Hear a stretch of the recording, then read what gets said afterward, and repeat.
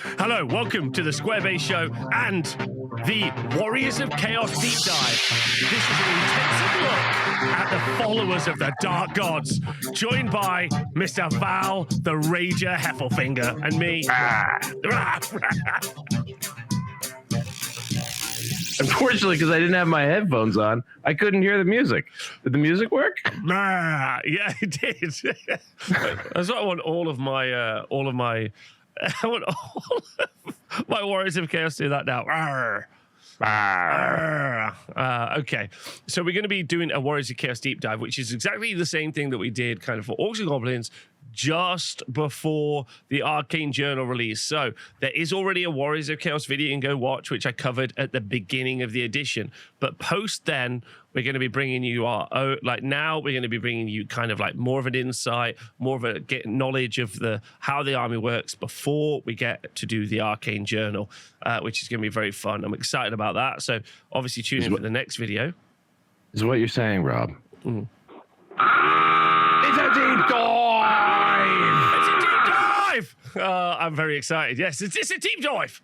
And unlike, thankfully, neither me nor Val are billionaires. And so the sea shall not claim us for herself, which I'm really proud of the sea right now. She's been doing great. So well done to the sea. But the sea won't claim us. So this deep dive will hopefully keep us safe in the murky waters of Warriors of Chaos. Buddy, should we look at what's in the army? Or do you want to actually, before we do that, do you have like a quick TLDR? What do you think Warriors of Chaos playstyle is and what you think of it as an army? What do I think of it? I've always thought of, this is because off the cuff, I've always thought of Warriors of Chaos as the Space Marines of fantasy. So like they have like good stats, and usually once upon a time, good armor saves. They got access to a lot of different stuff. I think it's a really great all-rounder. But I think fundamentally, maybe sort of like an aggro, maybe like a let's go run over there and beat some people up type of list. But maybe that's a really touchy-feely thing. That's my gut call. What about you, Rob? I think one of the things about the Warriors of Chaos is like they've got a really great stat line, but they do pay for that stat line. And in a game where in a game where there are some inefficiencies, I want to be clear, there's definitely some standout units, especially in this book in of itself. So there's an internal balance issue, there's also an external balance issue, and while it's all very cool to pay for some absolutely baller 2-up save units, those units die so quick to just a bunch of dice being given to them. And then all of your characters are excellent, but they're expensive. So when you're making your choices, you're normally making pretty tough elite choices. You got access to loads of really good units and loads of good builds, but you don't have any like very progressive shooting, so it's just a good fighty army. But is a good fighty army good in the game right now? That's the real question. And is it the best fighty army? That's the other kind of thing. Like, it only does one thing, and does it do that thing well? That's the kind of question. That's where I'm at. Well, there was an Arcane Journal, almanac, a farmer's almanac recently, on Warhammer Community, discussing how this is actually chaos in its waning form, perhaps slightly ascending, but more or less the version in the book that we're seeing here, lore-wise, is written purposefully, apparently, to not be full chaos. These are still people who are more shamanistic rather than fully knowledgeable about the whispers of crazy things in their ears, and that's why it's more about chaos undivided than it is about any individual chaos god.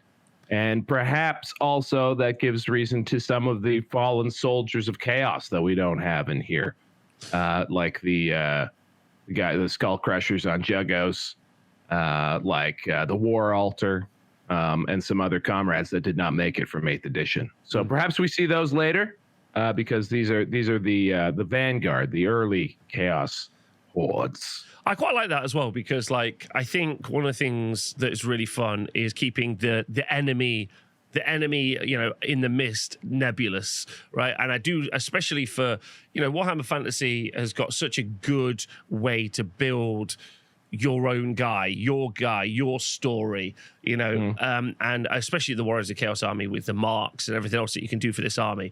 So I would actually argue that keeping it nebulous, not sticking loads of name characters in there, actually makes it super cool. Because, you know, when you do get those name characters, do they make them like meta defining? You know, that's kind of a good conversation. But I think that that's actually quite a good thing right now, because having Warriors be a major deal, like I think that they're big enough deal, just be like, they are the perpetual evil threat. Don't really need to expand beyond that at the moment. I would even be pretty excited to see a Warriors on Warriors kind of civil war kind of like storyline versus like the rise of Azavar Cool. Yeah, something like that. That would be super interesting. I do like that. I think that, you know, because it's such a vicious society compared to, like, you know, the settled lands. Therefore, it'd be quite fun to you know. This is basically the Canadians made manifest on the tabletop. Yeah, that's what I've always thought. They're like the Canadians. All right, so should we look what's in the army roster? Do you want to run me through it? Absolutely. Once we dial it up on screen, I'd be happy to do so. Yeah, let's run down what's in the army list. All right. So in characters, we've got 0-1 Chaos Lord or Demon Prince. We've got 0-1 Exalted Champion or Sorcerer Lord per 1,000 points. And we have Aspiring Champions and Exalted Sorcerers as much as you like. We're 3 in our format. You've got... Go on.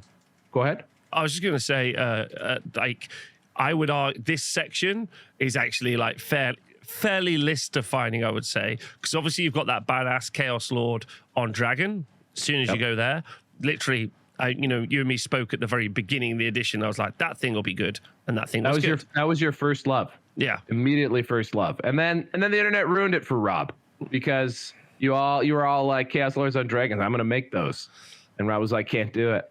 And the thing is the Chaos Lords and Dragon immediately pushes out that Demon Prince. And actually, I've weirdly enjoyed the Demon Prince more. It's more fragile, obviously, but there's a lot more utility in a Demon Prince, especially if you make him a level 4 caster. You know, they've got that 360 line of sight. There's a bunch of really good stuff about the Demon Prince, in my opinion. They're incredibly mobile. You know, they've got a smaller profile, so it's harder to, like, get them in many ways. I really like the Demon Prince, and I think that that's more of a techie, enjoyable choice.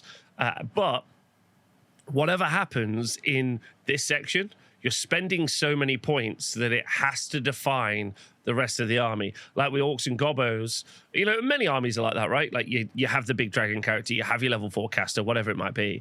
But like these are just that much more expensive, or they're pretty expensive, and you need a level 4. So it's either going to be a Demon Prince or it's going to be a Chaos Sorcerer Lord. So now you're spending quite a lot of points. So, you know, your Exalted, your Aspiring Champion PSB is spending as well. So you've got a lot of points coming out of that section. And then you like look at your army, like, I have nothing left. I've got no units. Good thing core choices are nice and cheap. Core 25% of your army's value, points value must be spent on Chaos Warriors, Chaos Marauders, Forsaken. We'll talk about them. Chaos Knights, Marauder Horsemen, and Chaos Warhounds. Chaos Warhounds. I mean, Chaos Warhounds are just the best because they got that Vanguard. Love that loads. Forsaken, super popular. So hot right now, those Forsaken. Hardly Forsaken. They're more like Fortaken. Right now. Yeah, they're just really good. Like, and also I actually think quite fun for you and your opponent, because obviously you got that, like, we'll talk about it in a bit, but you get the ability to generate random abilities, and then going into a big character with poison is always really funny. Humble shout out to Chaos Warriors and Chaos Knights, both of whom massively lacking from the core. Very expensive. And then don't really do tons. And then in an addition, which I think is fair to say, infantry can struggle a tad for what they do, no step up, stuff like that. They've actually kind of fallen by the wayside, especially the Warriors. But I've enjoyed running Warriors, Extra Hand Weapon, Mark of Khorne. That's quite like a tanky unit that does a lot of attacks on the charge, and just running some MSU versions. Yep. I love the idea of doing the same thing with Marauder Horsemen, little units of 5 or 6 with Mark of Khorne. I think unit 5 with Flails is like 75 points, which is bargain cheap. And feels good. And they're fast, because that's your other problem as well. for warriors, if you don't have the dragon or the demon prince, projecting power at range, and what I mean by that is the ability to like move and fight or shoot, which is projecting power. So like whichever way you deliver damage to your opponent or debuffs or whatever, that like, you know, having a faster unit in your list like those Marauder Horsemen is actually kind of fun, in my opinion. And then you got Chaos Warhounds, which are just absolutely the dog's bananas. They are so good. They are. I'm surprised you didn't go with dog's bollocks. Yeah, I feel like that would have been a very culturally appropriate term for you to use. That's why I subverted expectations. That's what I did. You're expecting it. I just subverted it. Shall we get special? Yeah, go for it. Up to 50% of your army's points value. Up to 50% of your army's points value may be spent on 0 to 1 unit of chosen Chaos Warriors, 0 to 1 unit of chosen Chaos Knights. That's pretty restrictive. Chaos Ogres, Chaos Trolls, Chaos Spawn, Chaos Chariots, and Chimeras. Chimeras to our American friends. Dragon Ogres, not restricted. That feels like some spicy stuff available in special. So the secret sauce here is that Dragon Ogres are just so much more points effective and efficient than everything else in this book. Like, you know, and everything in better than almost everything in most other books as well. They're a little slow because they don't have Swift Stride. But like, other than that, incredibly survivable. And they have that perfect, like multi-wound, monstrous, profile where you hit them and you're like, I've done three wounds to you. You're like, cool. There's still 3 Dragon Ogres left and they're going to slap you silly. So like, they don't really lose loads and loads of battles.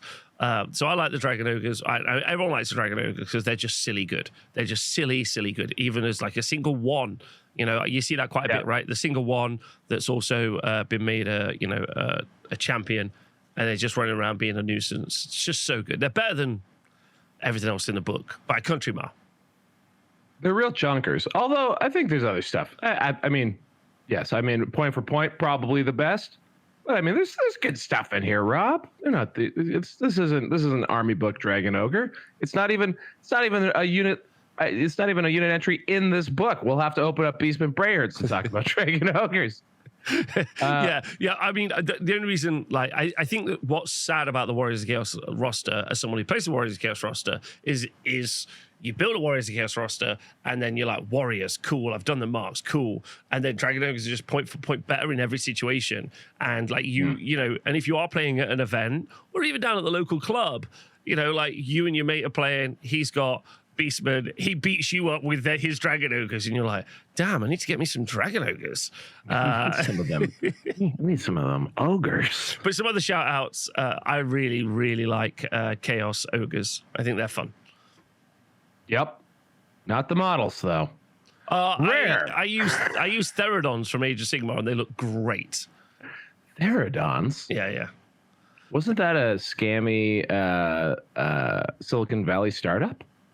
I think Theranos. My mistake. Wrong thing. Is that Wrong PayPal? thing. I don't know. No. PayPal is not a scam. Okay, makes my world go round. Rare. Up to 25% of your army's points value may be spent on Gorby's chariots. 0 to 1 Hell Cannon per 1,000 points. 0 to 1 Dragon Ogre Shaggoth per unit of Dragon Ogres, and 0 to 1 Chaos Giant per 1,000 points. Also on loan from the Beastman Brayherd's army list. All great units, like, which overshadowed by other stuff, but like, you know, they're all fun units. That's probably the right way to describe it. Like Hellcannon's super fun, Shaggoth's fun, Giant is fun. They're all fun. These feel like units that if you've gone from 2,000 points and you're playing with your friends and you're like, let's play a big game. That feels like when some of these guys get in there. Yeah. Like these aren't your like ruthless efficiency choices, but I'm fond of all of them. I'm surprised you gave love to the Dragon Ogre Shaggoth there. That was very nice. That's very, very bast of you, sir. You got to remember, this is basically my main army. So I'm gonna have opinions and feelings maybe outside of I'm a little bit disappointed, right? Like when you collect Warriors of Chaos, you're like, I want to play Warriors of Chaos. How cool is that? I'm gonna build the Warriors would be the focus. Even that I've seen people try to run these builds. I've seen all sorts of different builds. I've seen the Nurgle blocks. I've seen chosen knight buses. I've seen a bunch of different people trying. But you know, that lord on a dragon and some dragon ogres. It's a keyword dragon. It's like it's like in D&D. I found out that if you just need something to be bigger or smaller, it's just a dire something. Okay. so they're like, oh, is that a massive squirrel? Dire squirrel.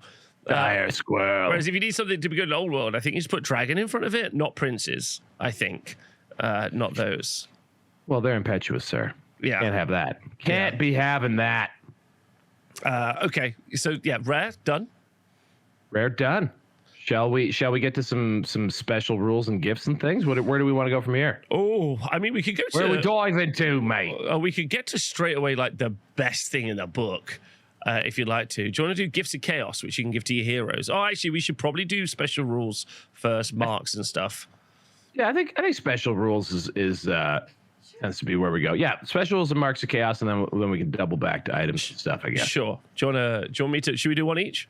Yeah, let's go. Let's tit for tat, baby. Chaos Armor X Plus. A model with a special rule has a ward save against any wounds suffered. The armor value of this ward save is shown in brackets after the name of the special rule. And in addition, a wizard with a special rule may wear armor without penalty. So just an absolutely 11 out of 10. I think all of the characters have a 5-up ward.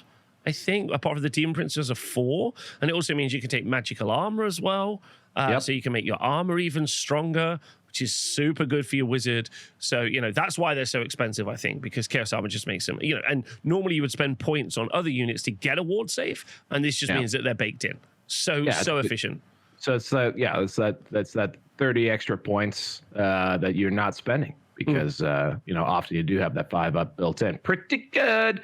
Ensorcelled weapons. A hand weapon carried by a model with this special rule has the magical attack special rule and an AP characteristic of -1, making Chaos Warriors very effective at fighting demons, which is interesting. But, well, I mean, I imagine they're surrounded by demons a lot. They probably they're like, fuck, another demon's in the house. Get it? They know their methods and ways. So I guess perhaps that pans out. Genuinely not bad. Like if you can get enough attacks going, and you can do that. Like again, those little Khorne warrior blocks.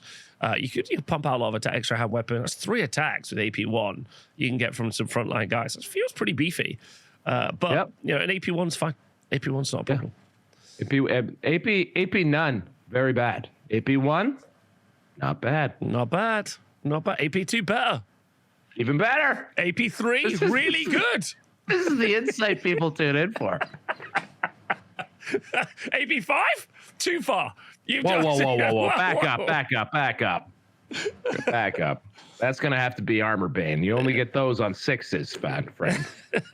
During the command subphase, you can use the Eye of the Gods. A character with a special rule may choose to roll on the Gods table. So the command subphase, and you got a bunch of different abilities. This is the gaze of the gods. The gaze of the gods. Damned by Chaos is the result of a 1. This model becomes subject to the stupidity special rule for the remainder of the game. If they already have this special rule, they suffer a -1 to their modified leadership to a minimum of 2. Important to note that there is a very common magical item you can take to re-roll this result. So normally you'll see people just roll in on this. They get the re-roll when they end up with the stupidity, and then they probably stop rolling. Shout out to all my players who do not stop rolling. Okay? You know, I mean, to be quite fair, you got lots of leadership in this army.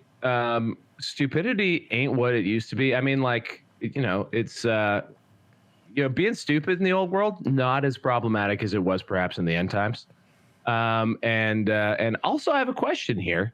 Now it says this model becomes subject to the stupidity special rule for the remainder of the game. Now, does that mean if you roll a 1 and you roll another 1, do you get a -1 modifier to their leadership, or do they not get that? They're just stupid again. If they already have the special rule, they suffer a -1 modifier to leadership to a minimum of 2. If they already have the special rule, then the special rule is damned by chaos, not the special rule stupidity. Yeah. So they would get -1 to their leadership again and again and again. Only if they're already stupid. But what I'm saying is, like, damned by chaos does not seem to give you the stupidity special rule for the purposes of the, like, compounding stupids. You know what I'm saying? But maybe I'm reading this into this too much. this model becomes subject to the stupidity. It doesn't say this model gains the stupidity special rule. Right. So it's like if they already have this special rule, they suffer a -1 modifier.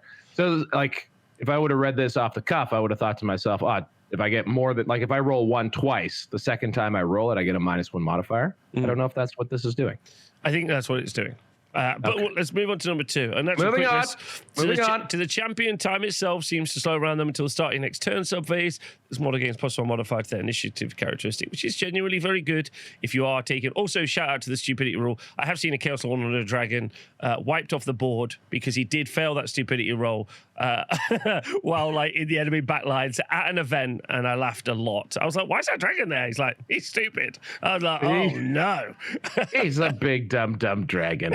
So +1 modifier to their initiative. Iron Skin is the same thing where it's +1 to your toughness until starting next turn subphase. And actually that's not bad, especially if you roll that on like if you go a little bit more fragile on a Demon Prince, or if you've got your big dragon, that's obviously baller as hell, +1 toughness.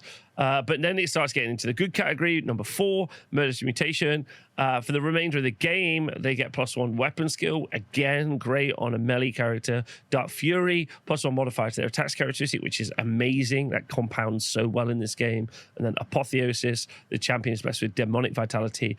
You get +1 modifier to both strength and leadership. So it's arguable that you actually want plus attacks over strength and leadership, but you know you're not unhappy with either Dark Fury or Apotheosis, to be honest. At the end of it, but I wouldn't say that these are vital, but they're definitely very good upgrades if you start rolling them. I think it can snowball pretty scarily. Yes, and like because of some of these, well, until you're not okay. So yes, some of these do stay for the game, right? Like this one is for the game. The last 3 do. The last 3 do. Okay. That's pretty delightful and sticky. Yeah, very good. Like it's nice just having a character, because basically what it's saying is randomly make your characters insane. Yes, it's perfect. And I mean, this is something that you're often rolling on. You can roll on this every turn, right? So like by the end of a game, like some of these characters can get unassailable. Yeah. Yes. Shall I do one? Let's do it. Was that murderous? Did you do Murderous Mutation? Oh, I didn't. Did I miss one? I'm not sure. Do you mean Mark of Chaos?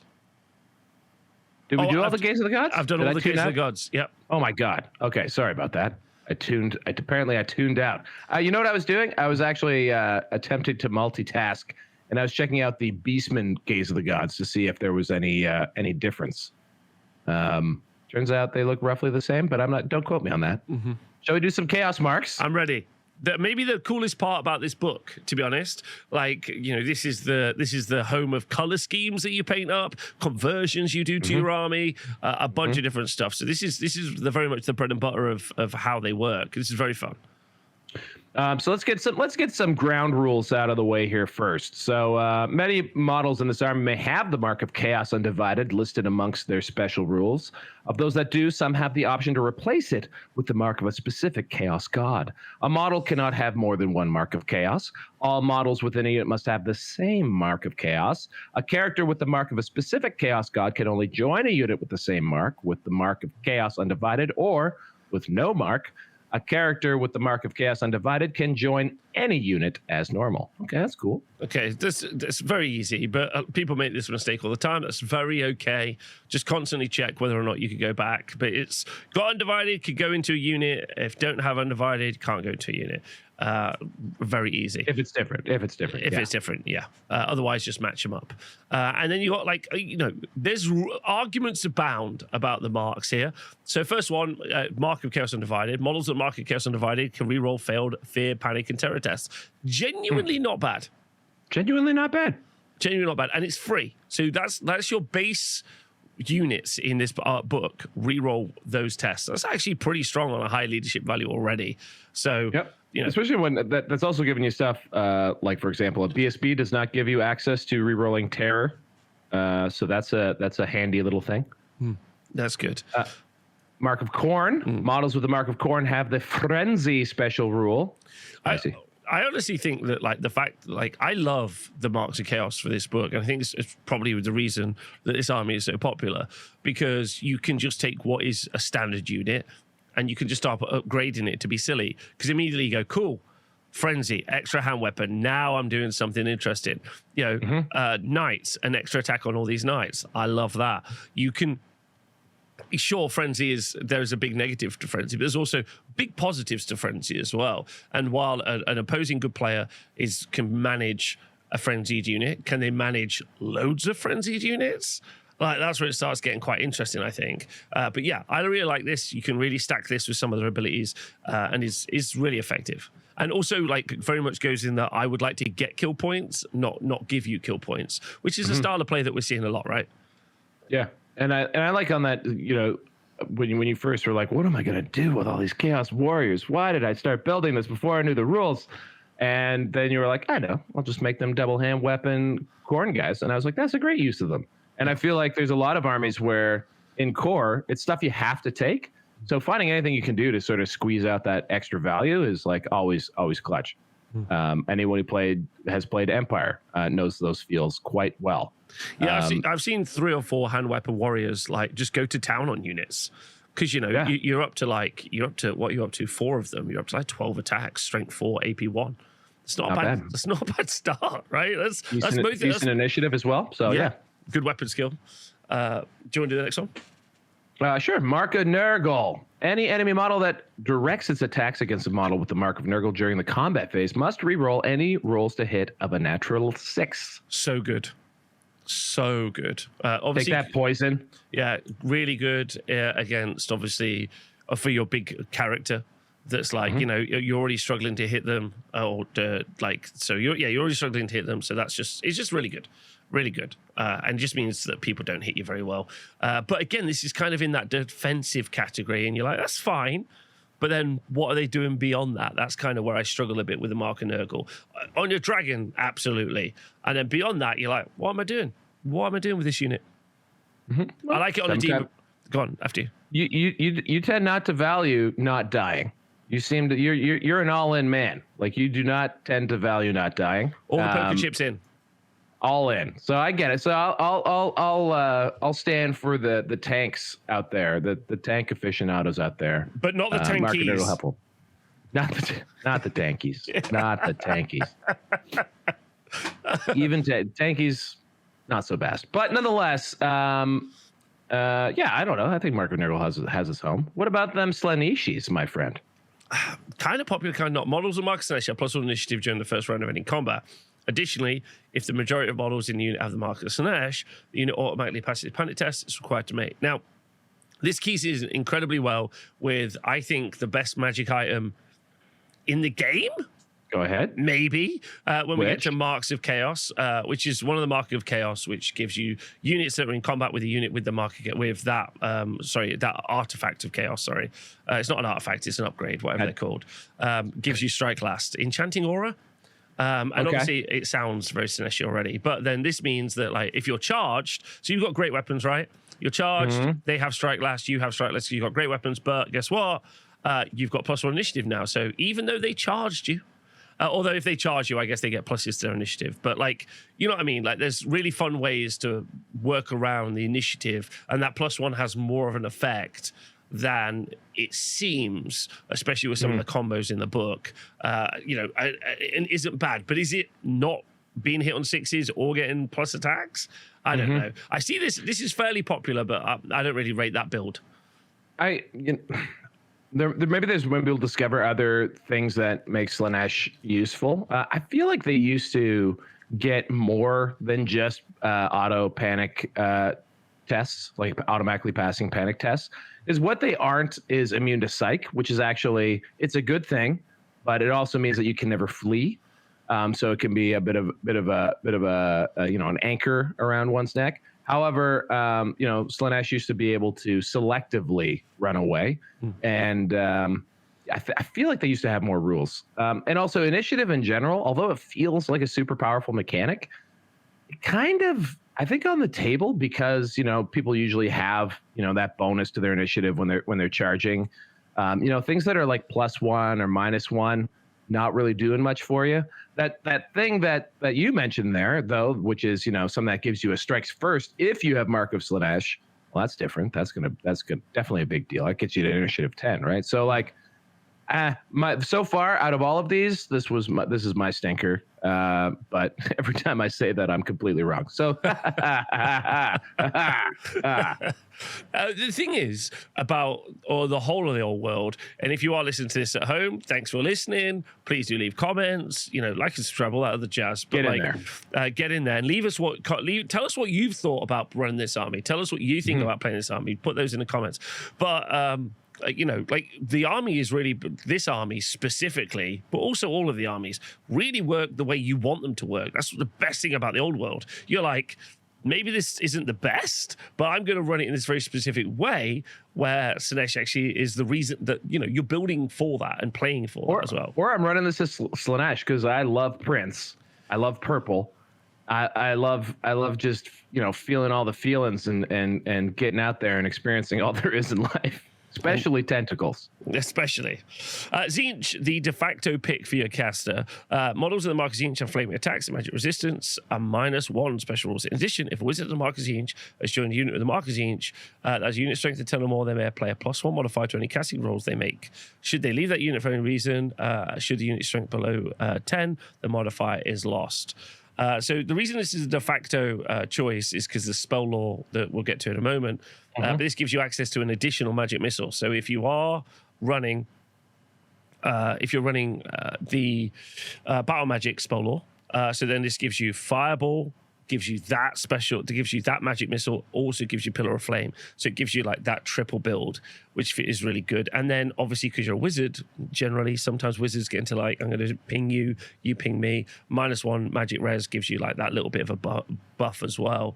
And the casters don't generally tend to sit in units. Like if you're going to sit them in a unit, maybe you'll sit them in a warrior block or something, so then it'll all be Nurgle, I think. Don't think you'll put this in a Tzeentch block, but you generally don't run warrior blocks anyway. So, this was I believe this was your second list idea, was a big old bunker of casters, and one bad rodeo, and he went away from it. I love shooting. Then it turned out it was incredibly magic. You did? No, it turns out it was incredibly good. The triple. Oh, it was? Okay. Right. See, Rob knows how to find a nut. Not gonna lie, guys. You want to follow Rob and just pick up the things he throws on the ground because they're probably very good still. I appreciate that, thank you. But it wasn't auto win on the first turn, so why would I choose it? Why would I do that? Still incredibly good. Triple, until they make it so you can't. I think triple caster. Battle Magic, Mark of Tzeentch is just a horrific gun line to play or play against. Like, that's just stunning. Because that +1 gets you to basically the equivalent of a level 3, even if you're running a level 2. Yes. And if they're Mark of Tzeentch, they can take Blue Fire, which we'll get to. And that means that you can, even though you're limited probably to 1 or 2 level 4 casters, you can get some more cheaper casters and go this route. Yeah. Which ain't bad. Well, quantity is a value all on its own. Yeah, and let's talk about those real quick. I'm just going to burn through these if you don't mind, because these are the laurels of chaos. So if you are Mark of Chaos Undivided, you've got a Hex, which is a range of 21 inches, where it's -1 modifier to movement characteristic to an enemy unit. If the spell is cast with a casting value of 9, it suffers a -2 modifier to its movement characteristic. Spell lasts until it starts turn next subphase. Honestly, not a bad debuff spell at 21 inches. Genuinely very good as a spell. And you could see this being, but then you're like, that caster is then committed to being the Mark of Chaos Undivided. And I think this is where it changes up because that's situationally useful. And again, Slaanesh, casting around a range of 12 inches, so very short range, but only a 6. Till the end of the combat phase, target enemy becomes a subject to the strike last special rule. Now, this is actually quite nice if you did want to build around Slaanesh and you wanted to combo this with the other ability to give strike last. So then your army is always hitting first. Or not always, but there's lots of units. But it's 12-inch range. We know that generally threat ranges of enemy units are much more aggressive. They're very long range, got cavalry, monsters. So this doesn't come up as much as we maybe would want it. But, you could create a board state with your dogs and other stuff to create that line. Fleshy Abundance, Mark and Nurgle, cast on 7. This one's, I think, this is really popular. And then remains in play while the spell's in play. The caster and any unit they've joined gain a +1 modifier to their toughness characteristic. Now, This means you can have a block of warriors, or even a unit of knights. So you could just be like +1 toughness, battle magic, 5-up ward. Love that. And then you're like, cool. What are you doing? They're like, just being really tough. Stand in here, mate. Just stand in here, mate. There is value to that. Trust me. I believe in that. Like a couple things though. It's a remains in play, which is a bit of a womp womp so that's probably going to mean this is only working on your own turn.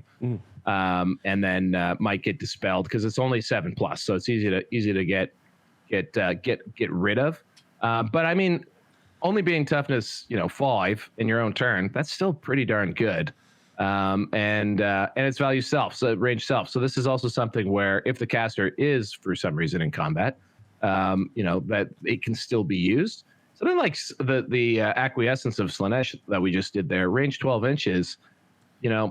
That makes it hard to position properly so that you can actually get it off and make it useful because you have to target that enemy unit before they're actually into you. So stuff that you're worried about is going to be well beyond 12 inches of range, in a turn that they're in position to charge you anyway. So it makes it a bit tricksy. Yeah. And then Blue Fire Zinch, it's a magic missile, casting value 9, range 18 inches, target suffers D6 +3, strength 4 hits with an AP of 2. Okay. Oh, man. Oh, man. That's good. I mean, that's good. I mean, we think of Fireball, right? Like, let's just think about Fireball. Fireball is a 24-inch range, 18 inches here, but Fireball's 2d6 strength 4, no AP, and flaming attacks. And so now you're getting AP value, and you're getting basically the average dice on one of those. So, that means that, this is going to be a much more reliable amount of shots as someone who's rolled very low on fireballs many, many times. I'd love a D6 +3 every now and again. But you're having this with Fireball and Pillar of Fire. So you're just like, you're just burning it all. So this is why it's so popular. And obviously it's the default spell, so you just drop to it. So yeah, I think this. So oddly, I know we started the show off by saying Warriors of Chaos isn't a gun line, but actually maybe is one of the better gun lines in the game.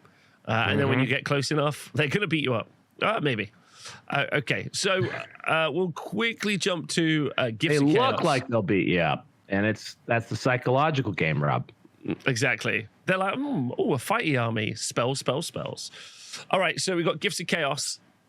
We've got, so these are what your heroes can take, and these are all very different. There's some really good options here. I think the best one in the game is at 35 points, but we'll go. Dark Majesty is 50.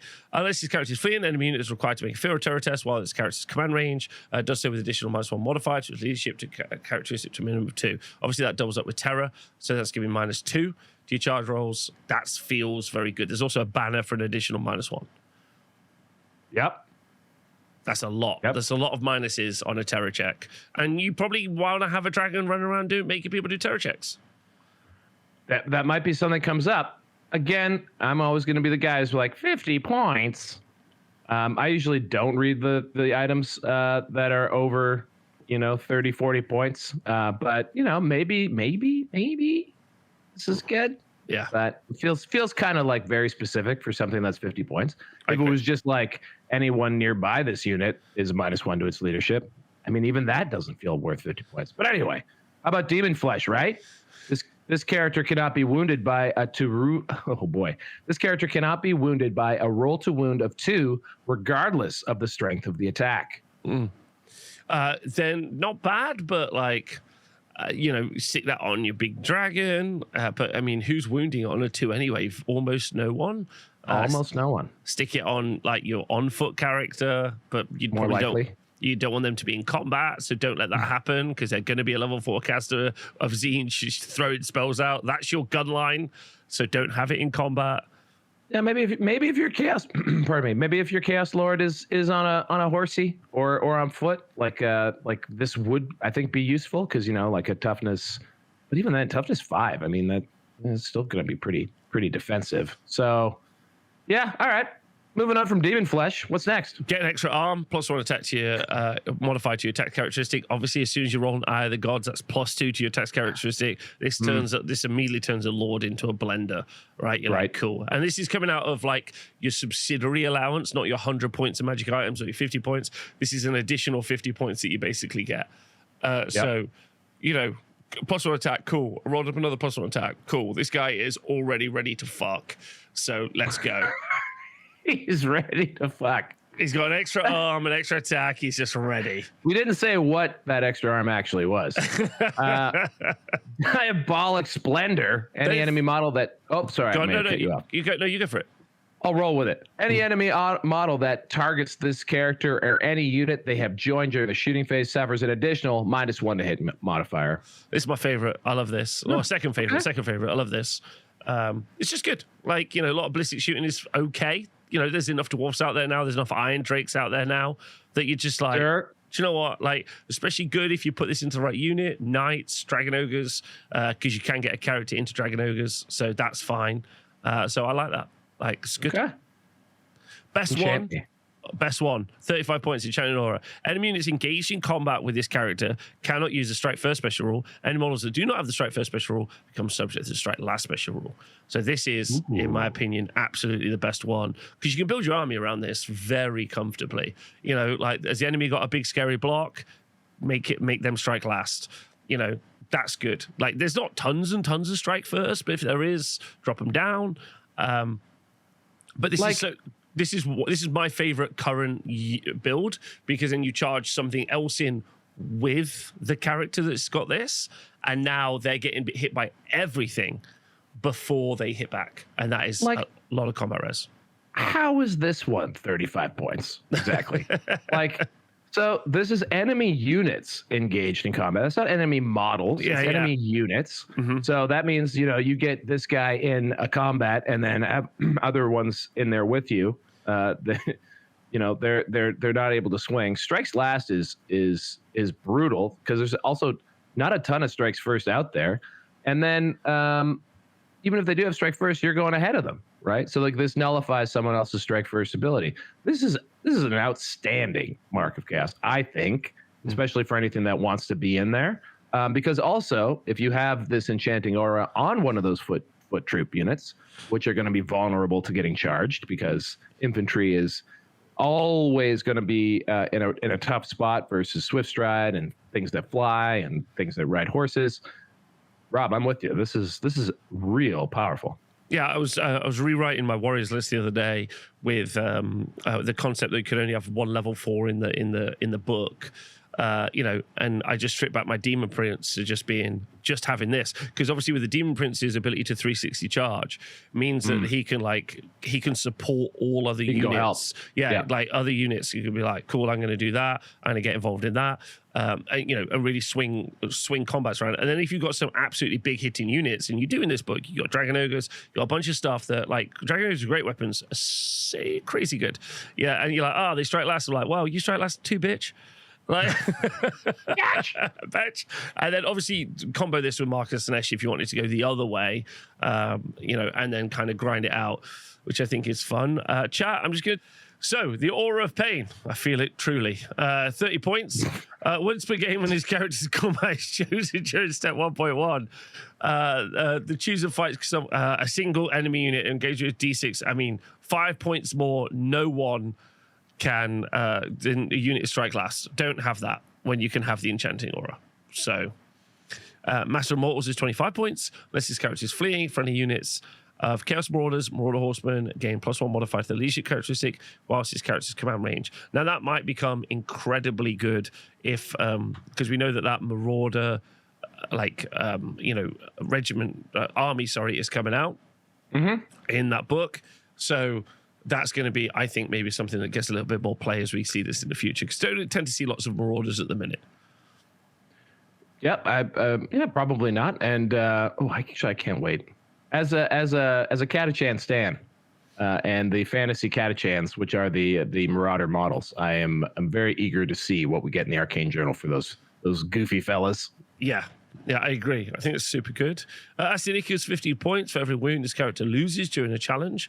The enemy suffers a strength 4 hit with an AP 2, which is kind of fun. Stick on your big character that you're getting slam mode. Here's a question. Does that probably doesn't count for the overkill? Because that'd be pretty dope if you go into a challenge versus something that's way better than you, and and your body just gets completely bludgeoned to death. They get their maximum 7 overkill, and you're like, okay, that's 7 strength 4 hits with an AP of 2. Yeah, that's kind of fun, but I don't think that's how that works. I also don't want my dragon to die, so I don't want to kill you because you've killed me. I want to kill you. So no, but not even against a dragon. I guess just like you, say you're like a low tier character. It'd be great if this counted on overkill as well. I don't think it would though. No, because you have to suffer the wound. But dare to dream. Dare to dream. And then finally, poisonous slime, 15 points. His character, but on their mount, has a poison attack special rule, which is fine. I mean, that ain't bad for 15 points. Mm-hmm. That ain't bad. Not bad. I agree with you. And then we'll try to, just so we can get to the units as quick as, we'll try and burn through the magic items if that's okay. Do you want to hit? Do you want to just hit units and do items last? I think we tend to do that. Or no? Okay, no. You lead the show. Let's go. I think this is the way that we've done it before. Right. Okay. So Demon Sword is 75 points. Hits strength plus D3 minus 2 AP. Extra attacks plus D3. Magic attacks and strike first. However, every natural roll of 1 when rolling to hit with this weapon results in a hit which must be resolved against the wielder or the unit the wielder has joined rather than the enemy. If the wielder has not joined a unit, this must be resolved against the wielder. So obviously you stick this on your big kick-ass dragon character, make them absolutely killer. An additional 15 points, give them poison attacks. Or if you want to go the other way, give them an extra attack. So now you got all of the extra attacks, D3 plus 1 extra attacks. Roll on the Eye of Gods, D3 plus 2 extra attacks. You can go crazy, but it's 75 points. Do you want to do it? Maybe. Also, just fun to maybe stick on a unit, a guy in a unit, but like Demon Sword, let's go. Can you re-roll your way out of this? No, there's no re-rolls. Because every roll of a natural 1. Yeah. Is that why? Yeah. I don't know. Because on something 75 points, sure, that's not great. But I mean, this feels, that's a lot. That's a lot of stuff. Mm-hmm. Right, for striking first. If you're a character on a dragon, do you really care if you're hitting yourself? You know what I mean? In some cases, no. I think, and you're striking first, so whatever the hell you're fighting against is going to be like a nice cloud of pink paste. Mm-hmm. So what if they get one or 2 hits in on you? Because you still get all your saves and you get layered saves. I don't know, man. Maybe I'm crazy, but that rarely is the most expensive magic weapon even worth thinking about. And you get strike first. Mm-hmm. It's pretty good. I think it's the D3 extra attacks. I love that. D3 plus potentially 2 extra attacks straight off the art. Definitely 1, because you could just pay for 1. So that's, definitely 2 extra attacks. Maybe straight away an extra 4 attacks. That's a lot from just a single character. Negative 2 AP as well, stock. Strength plus D3. I mean, you're already, gets you up to what, strength 8 on some of it sometimes? That's pretty good, man. Mm. Then we just go down. We've got the Chaos Rune Sword, which is 45 points, but you get +1 strength, +1 to your weapon skill, and initiative, -1 AP, magical attack. So this is just like an okay sword. Filth Mace, 40 points, strength +1, AP -1, magical attacks. However, an enemy model that suffers 1 or more unsaved wounds from the Filth Mace must immediately make a toughness test. If the test is failed, the wounded model suffers a -1 modifier to its toughness characteristic until the end of the turn. So Filth Mace and then making someone strike last feels like a really fun combo, because now you're like, cool, now you're another -1 toughness, and in addition, but it's like a double stippy, that's what I tend to call it, where you've got to do the wound, then they've got to fail a test to get the bonus that you want, which is not a big deal. Yeah, and also failing that immediately in my head I was like, oh, imagine this in the Dragon v Dragon matchup, because that's going to make your future swings really good. Mm-hmm. But they have to roll a 6 for them to fail that. Yeah. And so it probably isn't that great at the end of the day. Yeah, unfortunately it's not because it's so stip based. Stippy heavy. A stippy heavy. Triple. No one wants a triple stip. That's where I draw the line. Trip stip's bad. Trip stip's bad. Spell Thieving Sword's 20 points. Done in combat, normal strength, strength user, AP 1, magical attacks. An enemy wizard that suffers 1 or more unsaved wounds from the spell Thieving Sword immediately forgets the spell. Now, that's kind of fun. It's kind of fun, especially if they give us a Marauder character on horse in the Arcane Journal. I could see me trying to like just nip him around and go boof into a level 4. That would be fun. The thing is, though, if you're in combat with a level 4 and it's not a Chaos Sorcerer, why isn't it dead? Like, that's true. That's like true. maybe like an Ogre Butcher. Like there's a handful of casters that, you know, they're just dead. Maybe against the High Elf caster on a dragon. Or like maybe a vampire. Like there's like a handful of things where you're not just expecting the guy to be dead rather than hurt in any way. So yeah, if there's a way to like throw the Spell Thieving Sword, like to shoot it, now we're talking. But again, why am I talking about things that don't exist when we don't have much time? How about I hit up some magic armor? Please, I'd love to. Armor of the Damned, 70 points. The Armor of the Damned is 70 points. Let's see what it does. Is a unit as a suit of full plate armor. In addition, during the combat phase, enemy models must reroll successful to hit rolls made against the wearer. Okay. That's pretty good. A sorcerer lord, just a lord. So already got high weapon skill, so you're not hitting well as well. It means that you can be not Mark of Nurgle and still get them re-roll into hits against you. So you get like the double bonus. Full plate armor, stick that on a Chaos Sorcerer Lord as well, if you want to go the other way. So they've got, you know, a really good armor save, they've got a ward save, and you re-roll successful hits against them, make your caster much more survivable. Yeah, not bad. The 70 points thing, I'm surprised you went to bat for, because this is defensive. Because as Rob says, what are you going to do after that? Because you don't have a lot to like spend on after you've bought this. But I mean, there's also the Tomb Kings have the reroll wounds against them, right? Like any successful wounds. This is one step before, so that's even more punishing actually. This can, I feel like this could make a model quite hard to kill at all. Well, wait till we look at the next item, which is 40 please points. Tell me. Okay, please tell me. Crimson armor of Dargan. Models who shoot types infantry or cavalry only. The Crimson armor of Dargan is a suit of heavy armor. In addition, the wearer is immune to multiple wounds X. Special rule. If the wearer suffers any unsaved wounds from the attack with a special rule, lose a single wound. So it's only infantry and cavalry. So obviously isn't going to be on your big monster. But, you know, like that's also a nice defensive item to have on a unit. Like, honestly, it is. I don't hate that. I feel like, again, that's as a specific scenario. Multiple wounds X exists out there, obviously Ogre Blade and things. But you know, for 40 points, it's not plate. Why aren't you full plate? Crimson armor. Yeah, what's going on? Armor. How about some talismans, right? The Crown of Everlasting Conquest for 40 points. The wearer of the Crown of Everlasting Conquest gains the regenerate 5-up special rule. Okay.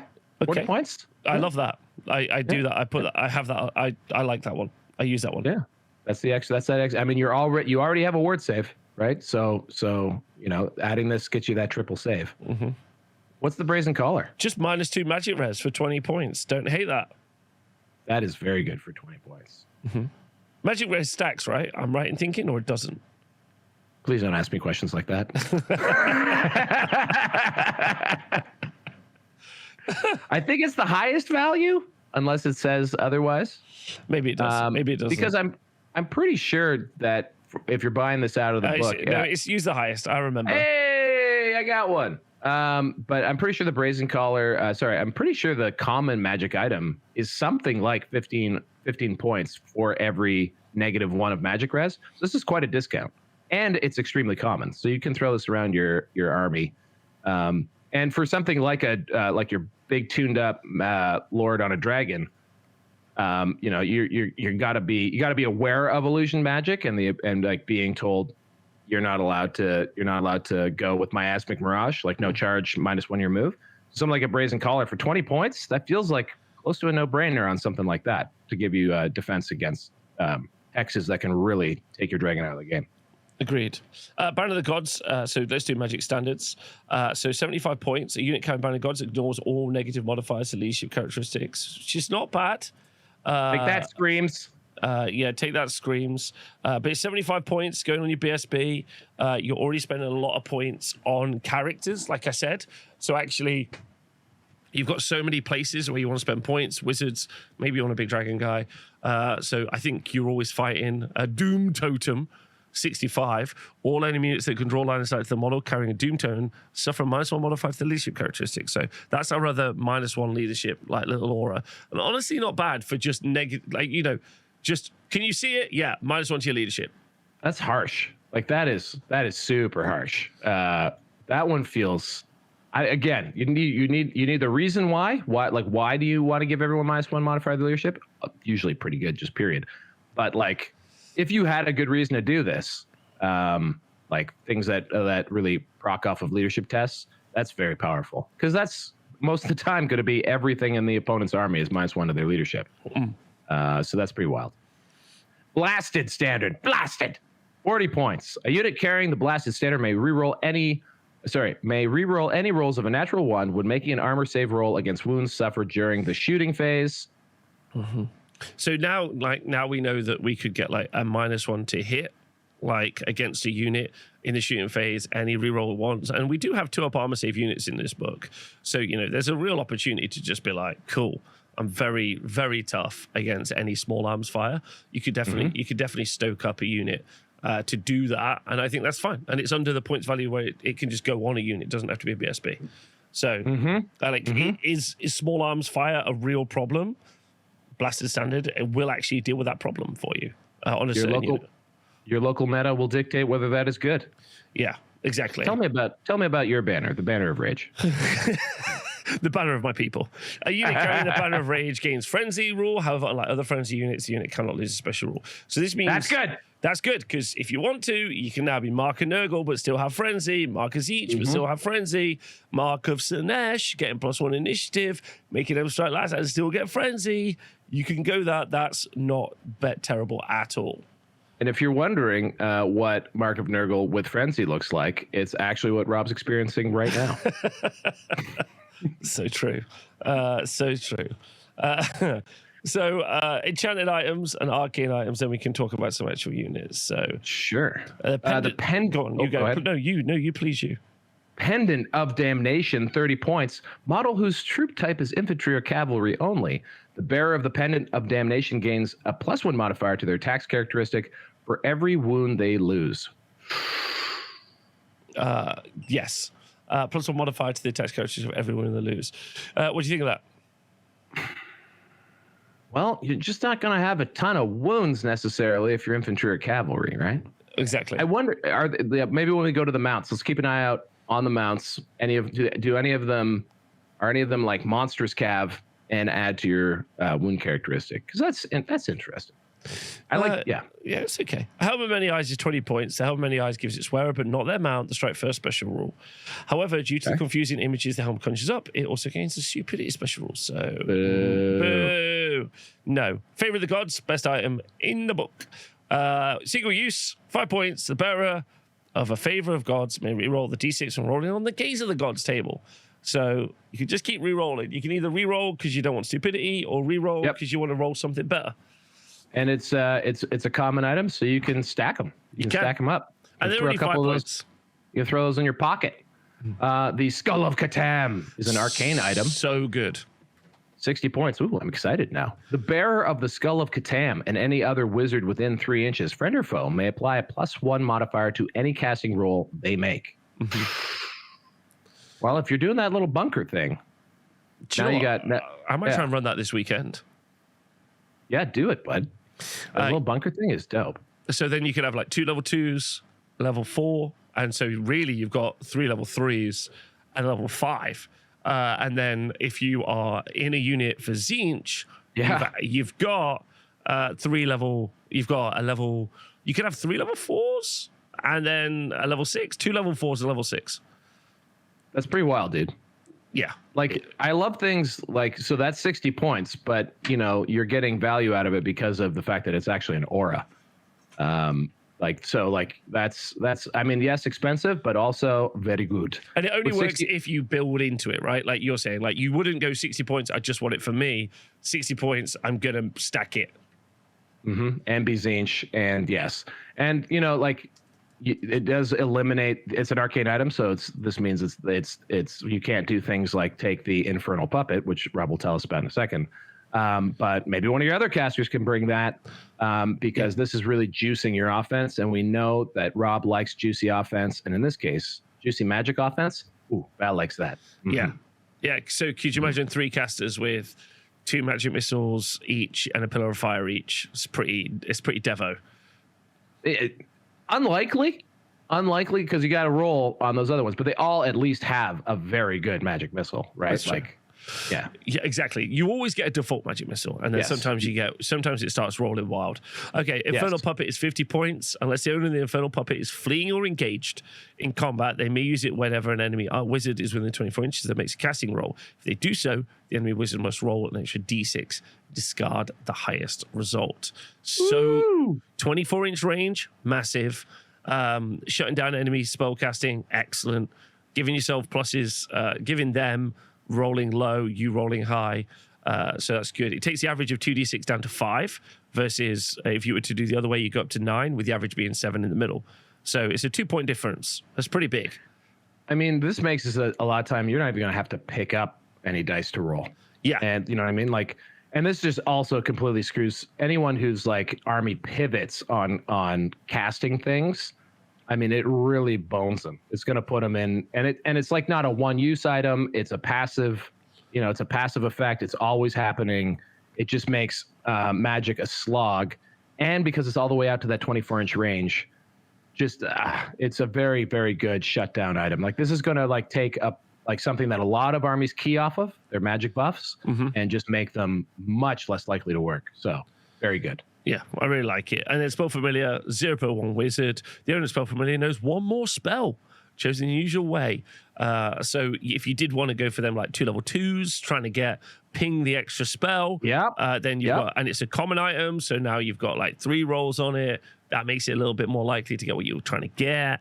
You spend a lot of points here, but it's all available. But, that's for 45 points on one of those, that gets you your level 2 with...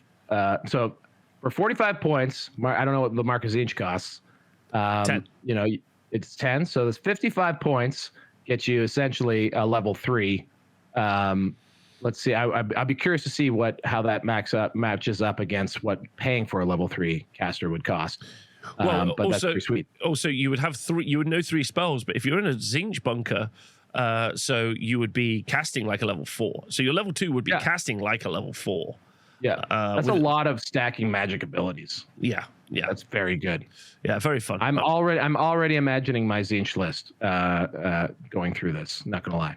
Okay, great. Well, that's all the. I think that's all the items. That's all the items. So now we can start talking about units, which is nice. We don't like, so let's go look at them. We'll start off with the champions of chaos. So this is where we're going to get our Chaos Lord and also our BSB. And they're just stacked. Chaos Lord's weapon skill 7, his initiative 6, already at 5 attacks. And we know straight off the bat, if we want to, we can get +1 attack on that with an upgrade. Leadership 9, it's 195 points, so it's spenny. Can be given any weapon, basically. Take shield, can be mounted, can have any of the marks, can have the gift chaos up to 50 points, and then magic items up to 100 points. So that's why you can really stack this guy, because it's like 150 points of goodness, and then stick that on top of any mount is crazy. And then has got a built-in 5 up ward save. So really, he's not 195 points, he's 165 points, because he just gets that for free. And then it comes with full plate armor, so it's already decked out. So like really good compared to other stuff. And then it's got ensorcel weapons, undivided, and a rallying cry. Like you can see why that with that stat line, quite efficient. Not only just because you can stick it on a dragon, but also just an efficient stat line anyway, because you could just pay to have a good stat line. I think a lot of army books would be like, I would pay to actually be able to have a good stat line versus never being able to have a good stat line. Looking at you, Empire. and the Chaos Lord is the OG of OG combat characters, right? So like this guy now, I'm maybe slightly overshadowed by the Duke in Bretonia because he got some pretty lit base stats. One day we'll do a Bretonia deep dive. People are always asking for it. Who else? Who else can even fight with this guy? Oh, the Black Orc. He's only going to be at 5 attacks on the charge. He doesn't get a base 5 attacks. Like this is just such a. I really love that line. That is a beautiful, beautiful character. I think, and ultimately, if you want to, you can just make it so anyone that ever charges him strikes last. Yeah. Like that's pretty wild, right? Or give him a demon sword and he gets strike first. You can do both. Yeah. Yeah. So very good. But probably the thing that makes this like stonky are the mounts. So character mounts for a Chaos Lord, you get a Chaos Steed, a Demonic Mount, a Chaos Chariot. I quite like Demonic Mount, by the way, because that gives you monstrous cavalry. No, does it give you monstrous? It gives you whatever lets you go into a unit of Dragon Ogres. I think it's monstrous. Okay. Then Gorby's Chariot, Chaos Chariot, Manticore, and then the Chaos Dragon, which is kind of. I've got a question for you, if you don't mind. Go ahead. Because waiting for this release that's about to come out, my suspicions are we're going to see a plastic Chaos Dragon. Like in the release when? Yeah, like in now? the release for the Arcane Journal. Oh, you think they're teased? You think they have a model that they haven't teased yet? 100p. But I could be wrong. Because otherwise, why? What do you mean why? Why is the Chaos Dragon in here? I think you're more likely to see a made to order of an old Chaos Dragon.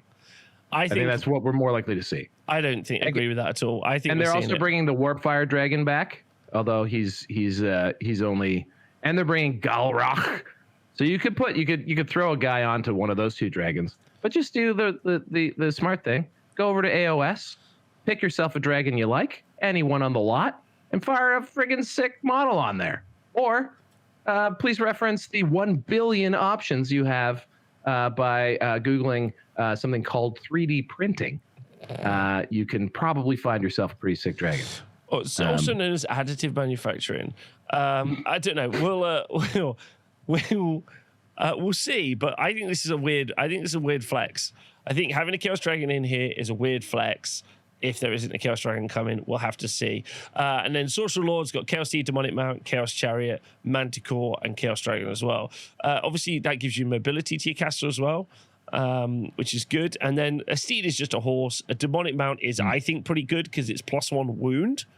There you go. Which I think is really nice and gives you Swift Stride if you wanted to go that way. You can build a pretty fun combat character. Obviously, the Chaos Steed lets you go into like a cavalry bus, so whichever way you want to run it. I think that's good.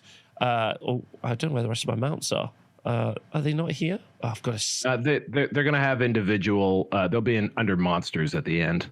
Yeah, I mean, we don't really need to go through what's on a dragon. We'll just go straight that because the dragon just fucks. It's like +1 toughness. It's +6 wounds. +6 wounds. That's nuts. It's movement. It's got fly. What fly has it got? It's got fly. His fly is fly 10. Fly 10. I'm looking at it right now. So we got strength 7, also very good. Initiative 4, 6 attacks. 6 D6 stomps, swift stride, terror, and then what makes this guy particularly special, 2-headed dragon. Also, another way to get a dragon, have a very famous Italian Golden Demon winner sculpt one for you, as was recently shown off in the TSN Arena chat. One of the patrons will be showing up with a gorgeous double-headed dragon.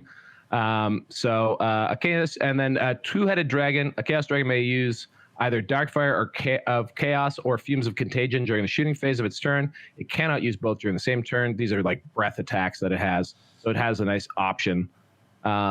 It's so Darkfire of Chaos, Strength 4, -1, breath weapon, flaming attacks, magical attacks. Fumes of Contagion is Strength 2, breath weapon, magical attacks with no armor save permitted.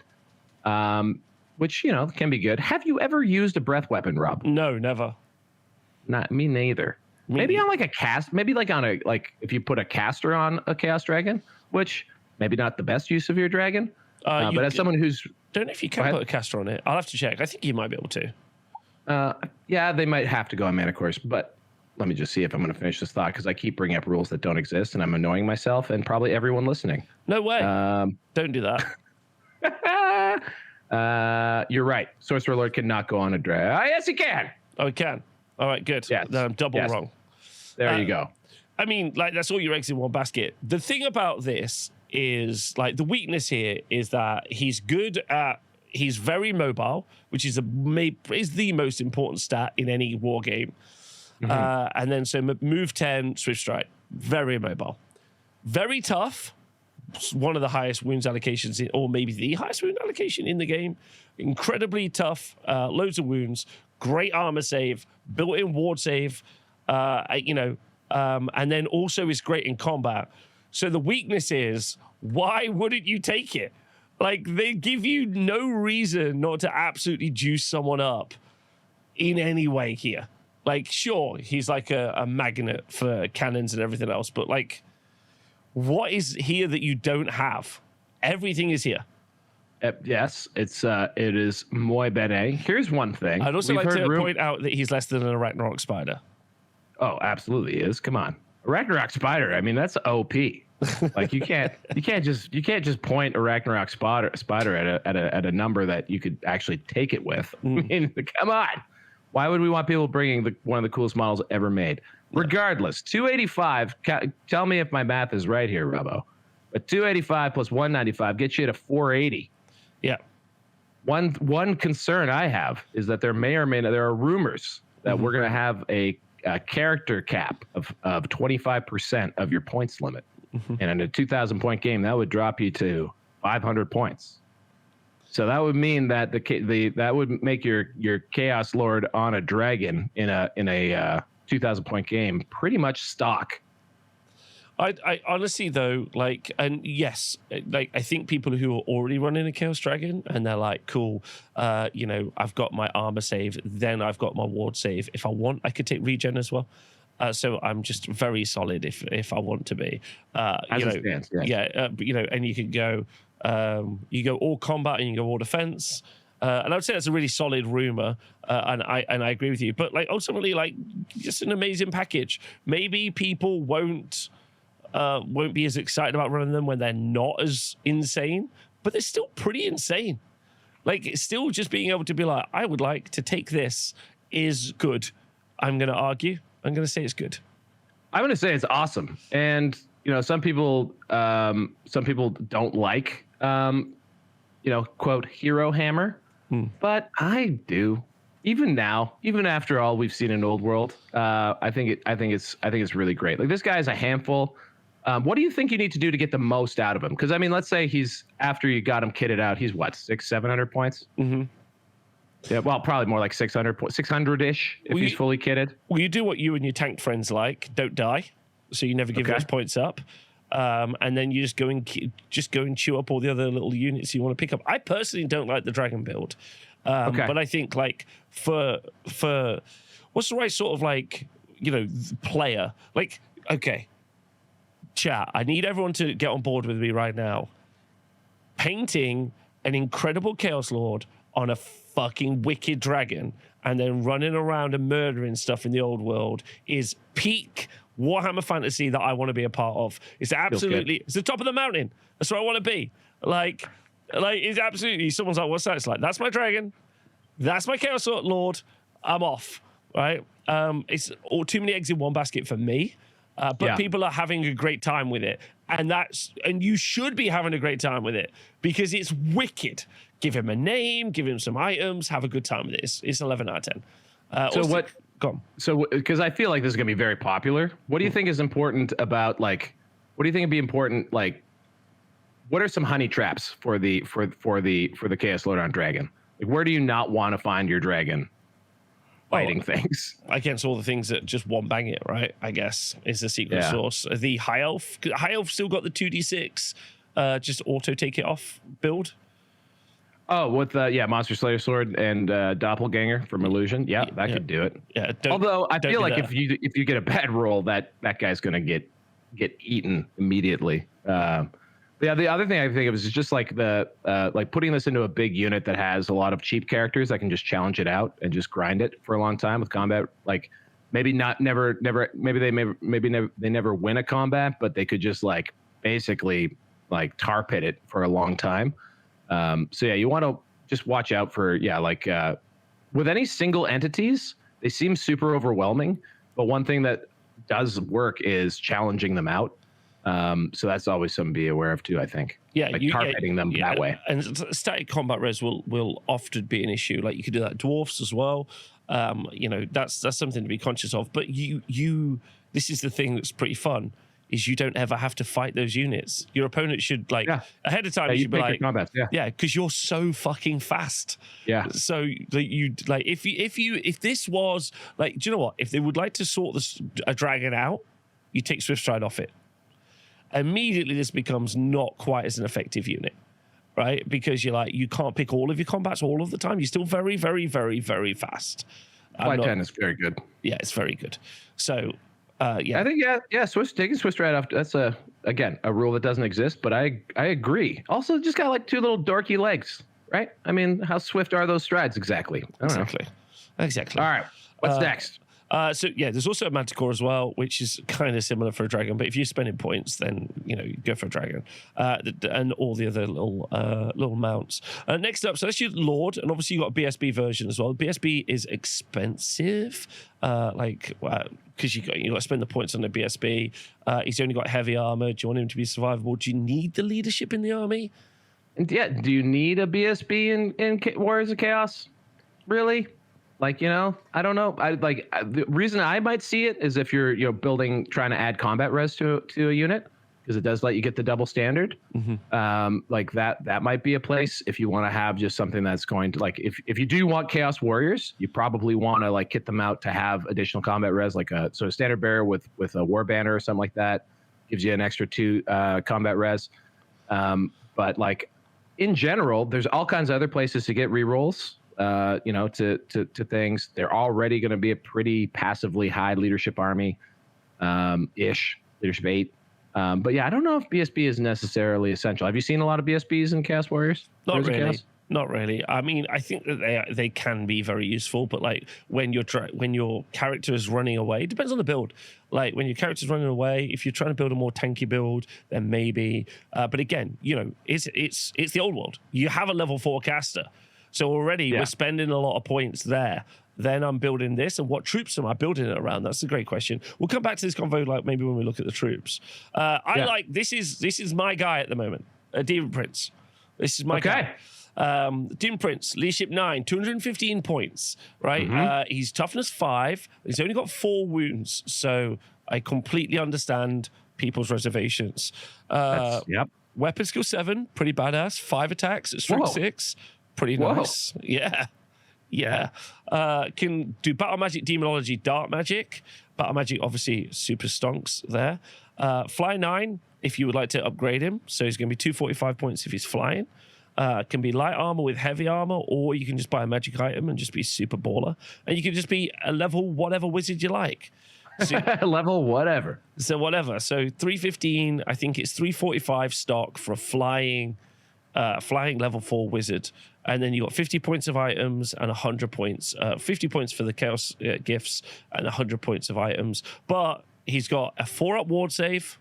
He's got regen 5 built in.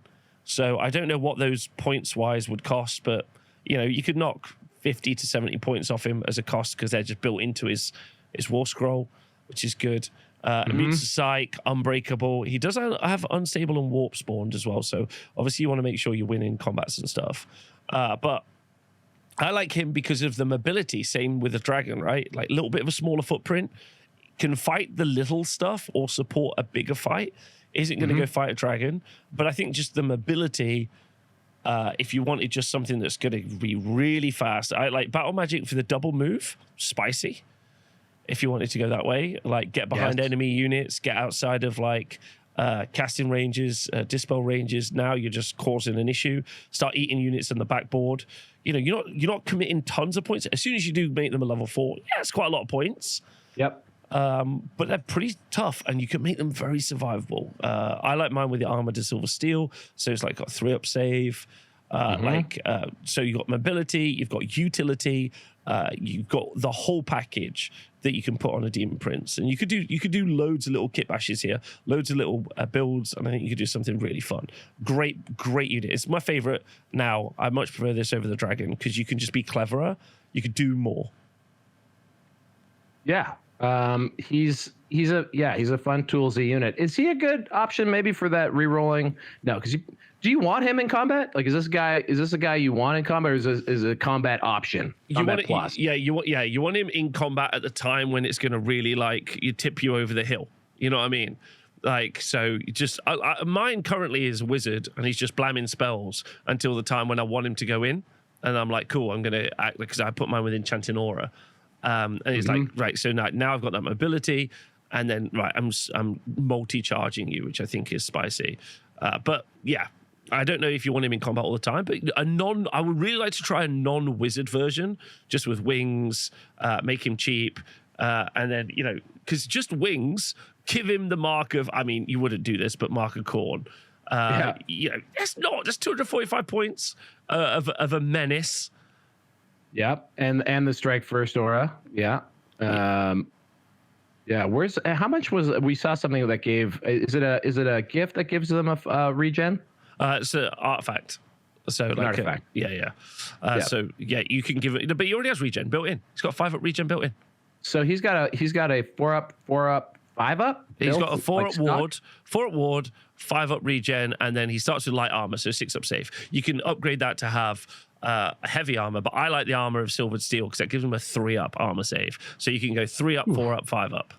That's, I mean, even with 4 wounds, that's pretty good. That's pretty good, right?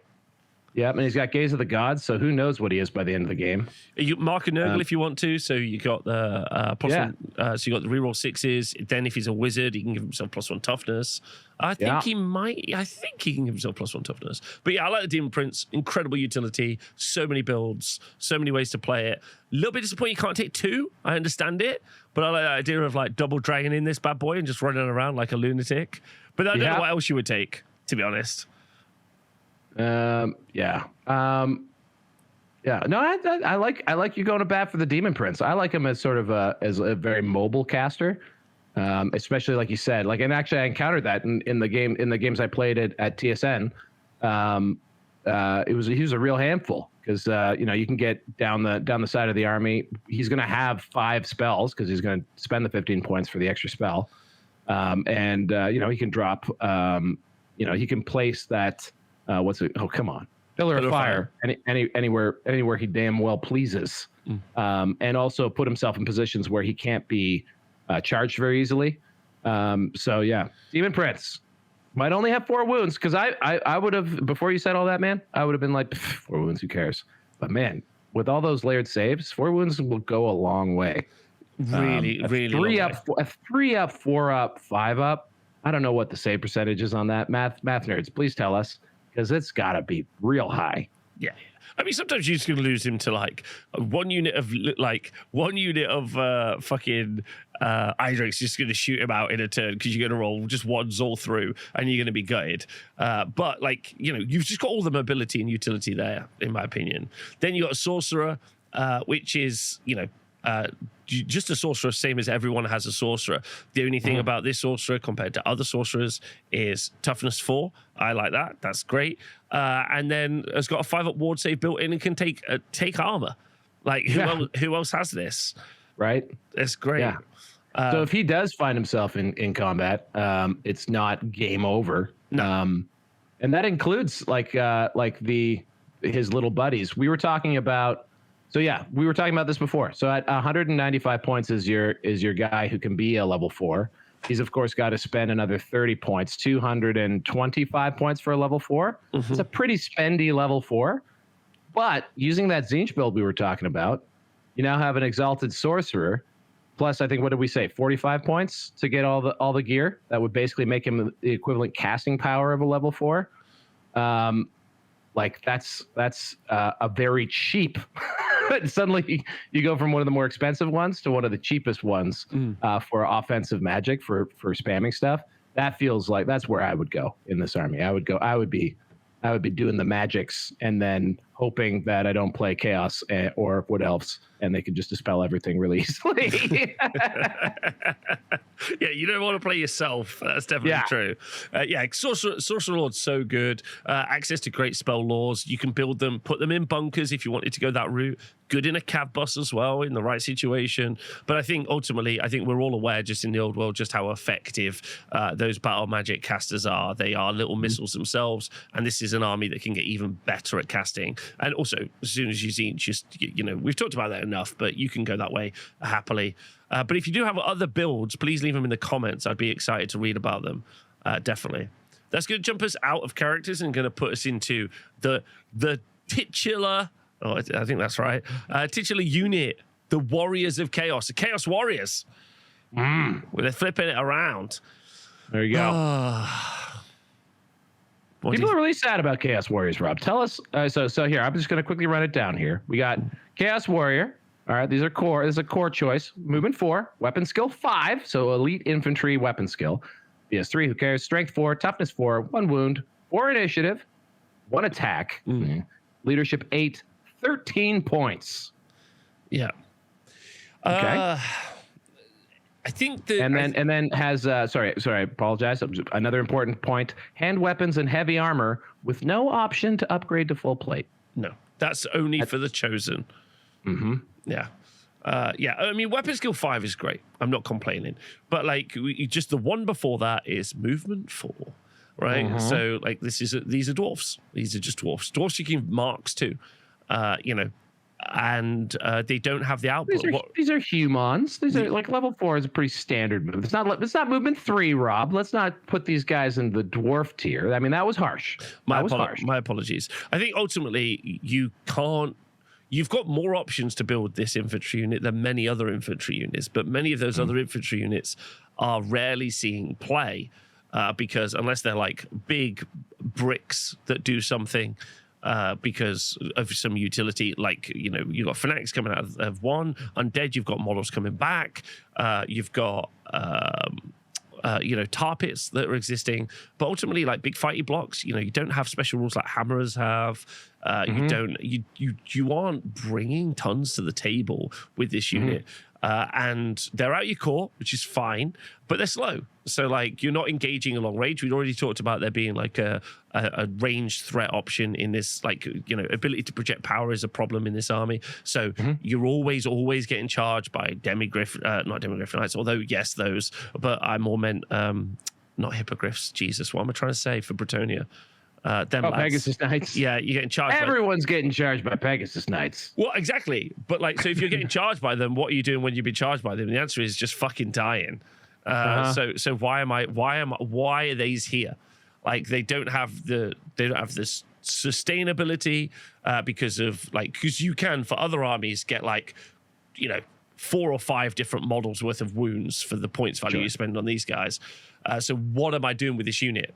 And the answer is not sure. My version of this unit is core and extra weapons. So then, like, I think a unit is like something like, I think I'd taken 7s or 8s. So it's like 130, 140 What's the points. What's the core number? 108, right? Yeah, 8. All right, then it's units of 8. Units of 8. And then, if that unit charges ever, which is unlikely, but if it does, you're looking at some crazy number of attacks. You've got, 3 attacks each. With Frenzy, so 8, 16, 24 attacks, 25 for the champion at strength 4. Like in this AP1, like, so like, again, if all you have is if you're like weapon skill 5, if you're like a lot of people out there and all you have is Chaos Warriors, like I think that feels like a reasonable build. So what 8 of them, is that 100 points for that unit? I mean, throw in the champion, maybe a musician to help them rally if they run away. Like that's, I mean, not bad. Does it feel like Warhammer? Is it the like soulless bricks of of Chaos Warriors trudging up the field that you imagine you're in your head? Maybe not. But it's still like I still feel like you can find ways to squeeze some value out of these guys. But I mean we're leading people astray if we're saying that like Chaos Warriors are the like, despite being titular tits.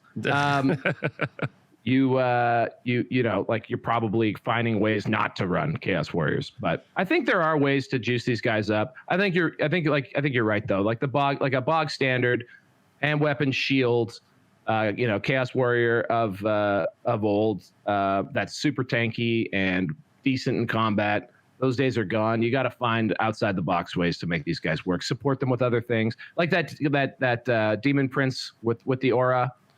That suddenly makes them a little more interesting, especially if the Demon Prince goes in there first, holds them up for a little bit, maybe does a challenge, holds up a unit, and then these guys can come in and strike first.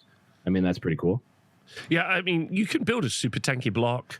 Like, and I'm sure someone in the comments are gonna be like, I could build the tankiest block ever. That's great. But you like once you like these are the perfect anvil, like many anvils in the game. But like you know, you got to do something when they hit the anvil. And unfortunately, also the movement many other units have means that they never have to hit your anvil. It's not straight. Like they don't have to go towards it. They can go for your hammer. So you might as well just make a collection of hammers. But you know, they are good, but they're expensive.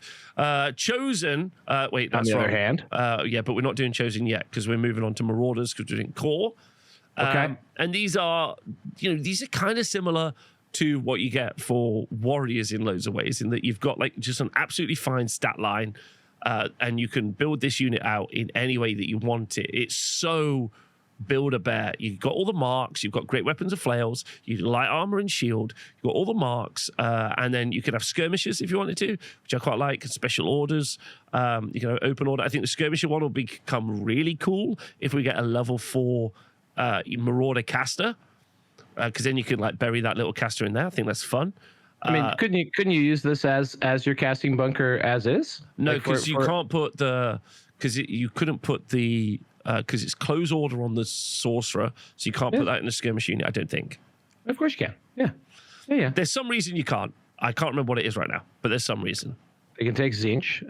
They're regular infantry. It's the heavy infantry thing. That's I bet what you it the sorcerer's heavy infantry, and he can't be a score, and he can't be so he can't join the skirmishers because he doesn't have the skirmisher rule, and he's not the same infantry type. Got it. That's exactly what it is. But you can kit these out loads of different ways. But similarly, if you can't build a good infantry block out of Warriors, you can't build a good infantry block out of Marauders. And also, you can't generally build good infantry blocks in the game at the minute anyway.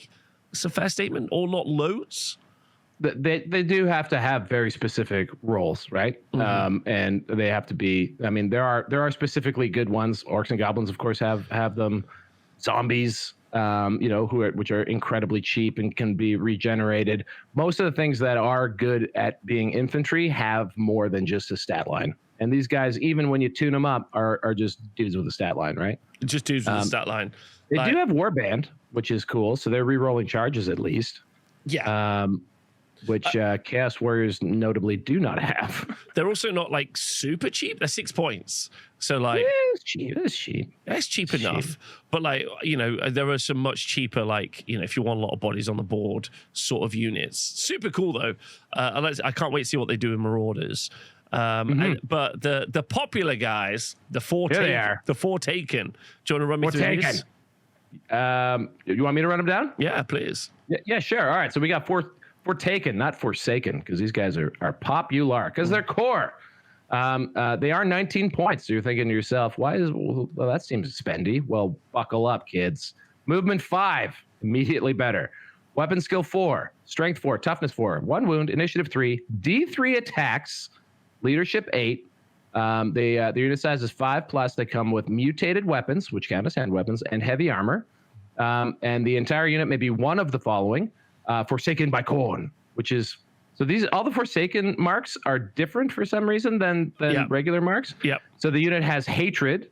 So good. Forsaken by Nurgle, the unit has fear. Forsaken by Slaanesh, the unit has the Swift Stride special rule. There we go. That's fire. Forsaken by Tzinch, The unit has the magic res -3 special rule. The 3 out of 4 ain't bad on the marks. They come with chaos armor 5+. Wow. Ensorcelled weapons, furious charge. That's +1 attack on the charge, folks. Immune to psych, impetuous, loner, open order, rampant mutation, random attacks, and stubborn. This is a bucket of rules so far. Each one of those is only like, so you get the mark for free, right? Let's bear in mind this is 6 points more than a Chaos Warrior. That's exactly what I'm trying to say. Well, if you spend any marks on a Chaos Warrior, then they become 15 points. So, like, really, it's a 4-point difference between the two. Yeah, because you don't pay for their Forsaken ability. Yowza. And then just here's here's Rampant Mutation. When this unit's combat is chosen during step 1.1, roll on the table. So let's see what we get.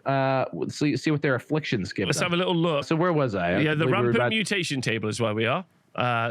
We got 3 results, buddy.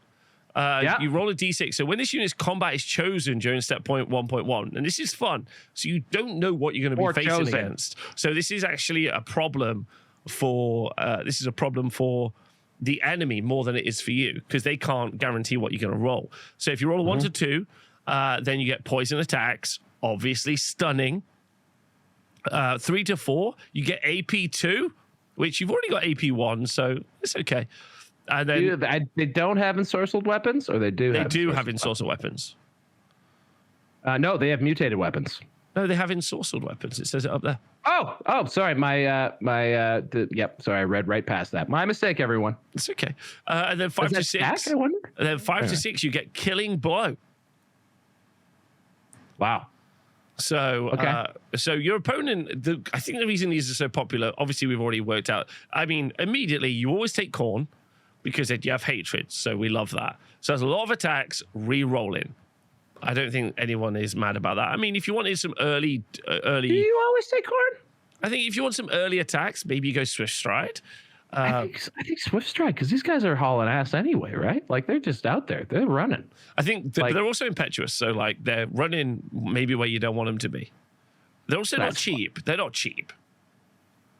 But I mean, like, you're taking some min units of these guys. I don't know what the cool kids are doing, but like for me, like these guys getting the jump because they're only initiative 3, but like these guys getting the jump on whatever they're going at. See, this is cool. Anyway, sorry. Hatred's awesome. I don't think you can go wrong. I don't think you can go wrong with those two things. But like again, if infantry's biggest problem is that it's slow, you can overcome that. Yeah. And also then poison and killing blow, or. Ignore that. The fact that a front line of 6 at the front is going to be getting D3 plus 6 D3 plus 6 because +1 for each because they've got obviously furious charge. A lot of attacks. So many attacks. These guys are gnarly. Yeah, you can see why they're so popular. Also, like Chaos Warriors might not be the best, but they would have to be really effing good.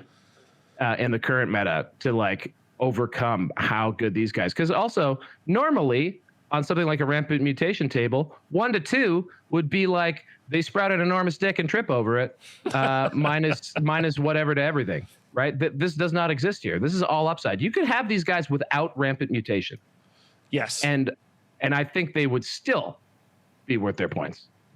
Yeah, the rampant mutation, and also your opponent can't be like, shit, they might get poison attacks. They might get killing blow. So they can't risk you getting those accidentally. So you got to be protective of it, right? Like you might not know what you're getting, but they also don't know what you're getting. It's a real good situation, I think, to be in the driving seat for those. All right, cool. Okay, so the next unit we're going to look at, and in no way a week different, is going to be, we just looked at Forsaken, Val, so we're going to move on to other core choices, specifically. Man, that was a great chat about Forsaken. It just happened. It just happened. And we are going to talk about Chaos Knights. So Chaos Knights can be core, which is cool, and, 4 core, like, cavalry, pretty sweet, toughness 4. They have heavy armor, shields, and barding for a cheeky 3-up save. And then, obviously, if you're going for the chosen version, you get full plate if you want to go that way. They can take lances. That's going to put them up to 29 points a model. and then you can take marks. And the marks is kind of like the cool thing I would say about these guys. Like same with many of the upgrades, because of course, you know, you can make them more tanky, or you can make them more hitty with the Mark of Khorne. And then you've got a bunch of points upgrades. They've got Close Order, they've got Ensorcel Weapons, they've got First Charge, and then also Swift Stride and Movement 7. So this is kind of fun. I actually would like to make a video about threat ranges in the old world. Yes. But these are pretty fast, not as fast as some of the other units, and they're pretty tanky, but not as tanky as other units. And then they hit okay, but not anywhere near as good as other units. But most importantly, they're very expensive for one wound. You seem to be coming to this conversation with some preformed ideas about these guys. You know what? Chaos Knights just screamed to me, I want to be able to make an entire army of them. Yes, potentially, but I would actually also argue not the points cost on these guys is pretty crazy. When you start looking at other, like, they're not the reason I think the points are wild, especially per wound compared to other units that are out there in the wild. But you know, they don't really hit. I think that's the secret sauce for 27, 29. Give them a mark, 31 points a model. They do not really hit hard. Like, they really don't. And the only thing that you're really paying for is the delivery system of the horse. I was going to say, like, if we just compared these guys straight up to a Chaos Warrior, like, how much of a premium are you paying there? You're paying what? So triple, quadruple? So if you're giving them a mark? Yes, 13 points for a warrior, and assume you give the warrior at least a mark, so it's 15 points. So a Chaos Knight is at least double the points. At least double the points. At least double the points. And what you're really just paying for there is the utility and like a little bit of better save. And obviously threat range is, or like the ability to be fast is like so integral to be good. But like, you know, when someone's just even a fireball, you know, someone hits you with a fireball, and yeah, toughness 4 is really nice, but they just hit you. They're like, hey, here's 3 saves. And you're like, okay, cool. And you roll 2, you roll 2 fails, and you're like, cool, I just lost 50 points. Like, right. So like 60 points for fucking nothing. For nothing. So yeah, I can't really justify it. As someone who's built 15 knights, excited to do the cavalry build. And, you know, if you compare them to boar boys, like, I don't think they really stand up versus boar boys, personally. But, you know, even a cavalry bus, I think it's really hard. I think if you are going to do Chaos Knights, you do Chaos Chosen Knights, just because if you're going to spend terrible amounts of points on Knights, you might as well really go all the way. You might as well overcommit. Go all the way. You might as well overcommit. Yeah, I mean, often, I mean, like, I guess we'll get to talking about Chosen in a hot minute, but that feels like the way people kind of concluded things on both Chaos Warriors and Chaos Knights. But, yeah, I don't know. I am taken aback by the raw pointage that I'm being confronted with here. And I'm just thinking about the humble Empire Knight, which I often will fill out my Empire core with. I feel like it's not like 35 points model. I couldn't agree with you more. If we move on to like the Marauder Horseman from the cav section of the core, then 12 points a model. Now, their weapon skill's worse, their strength and toughness is worse, but their movement is higher. I'm pretty certain I'm right. Yeah, the movement is higher. Obviously, they've got Swift Stride. Yeah, they've got Warband to help with the leadership. They've got Fire and Flee. They got Fast Cav. But you can kit them out in any way you want. Now, they're not as defensible, but seeing as you get 2 Marauder Horsemen basically for 1 of the Chaos Knights, then it feels like you're in a better position. You're a little bit faster, so you can make in those charges at bigger range. And Warband. And Warband, yeah. And really, are you going to do enough damage with these guys? Well, they got the same profile as, you know, they got 1 attack, but 1 worse weapon skill, 1 worse strength. What I'm saying is, though, it's like it's the same number of attacks, really, and then you can upgrade them. So, like, you know, a version of these I really love is Khorne with flails. Because I'm just like, it's like basically nothing points-wise, like 75 points. It's mega fast, and it's super quick. I feel like Khorne with flails will be a popular selection for you, Robbo. Marauder, I don't know. I have this obsession with cheapness, and maybe this is my min-maxiness. Yeah. But I do have an obsession with cheapness, and I feel like the less you pay to get anything on the table just immediately makes it more better. So I think for folks who are like looking to build out core, Marauder Horsemen just feel a lot more also useful on the table to me, just because they have the ability to be skirmished or open order. They're a great example of fast cav. You can give them stuff to even throw if you wanted. So they could have a ranged element to them as well. And I mean, the two units we just described, spoilers, we'll be discussing in more detail in the near future episode when we look at the Arcane Journal and what the two of them get. Yeah, I don't know. I like the Marauder Horseman. Also, a better looking model than the Marauder on foot. Yeah, well, you would use the darker stuff now. It looks so good. But yeah, you're right. I think these are really nice. You mean Huskarls? Yeah, maybe. But yeah, I think these look really good.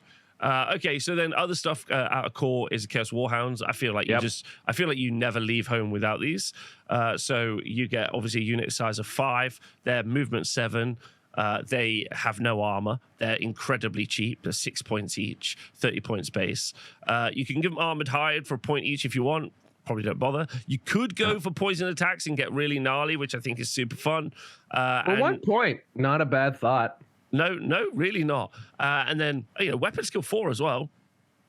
Like, so they might get stuff through. But the key for these guys, in my opinion, is the Vanguard special rule.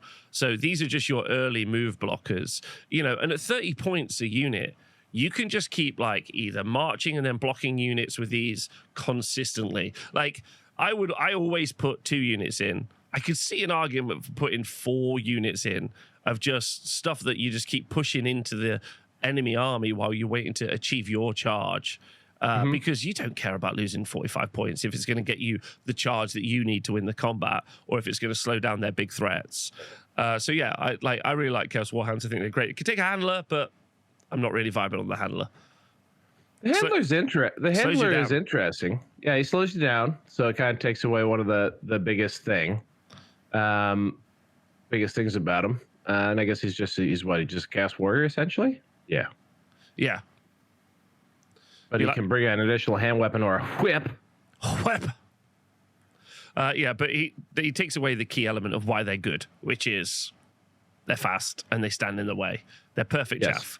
And even a unit of 5 with like one wound each. Like still, your opponent's got to like do a little bit to get rid of it. Not a lot, but a little bit. You know what I mean? So I like that. Move through cover's also super nice as well. As base and Swift Stride. So I mean, no one's going to care about them charging you. They're going to be like, "Oh, just charge me." But move 7 is great. So have you been seeing these because these guys would have been like in every army in previous versions of this game for sure. Have you been seeing the Warhounds filling out a lot of core? Like, do they get taken a lot, or is the chaff game not as strong in Old World, which is a suspicion I have? I've seen them taken sometimes. I think like people are still committing to other units, big blocks. People like building like big warrior box out of core. I think that's the thing. But in my personal games, I just played an event this weekend with warriors, and every game was like, I just wish I had 2 units of dogs. And the reason I didn't take them was because I was running a theme, but like they're just perfect. And there was multiple situations where I thought, do you know what? I reckon I could turn this game around if I'd have just had 2 units of dogs. So I think they're quintessential, and I think many armies have those. Hawks, obviously for wood elves, so they're a thing. Orcs and goblins don't need them because you got fanatics. Yep. Yeah. And then I don't think Bretonians really use them either.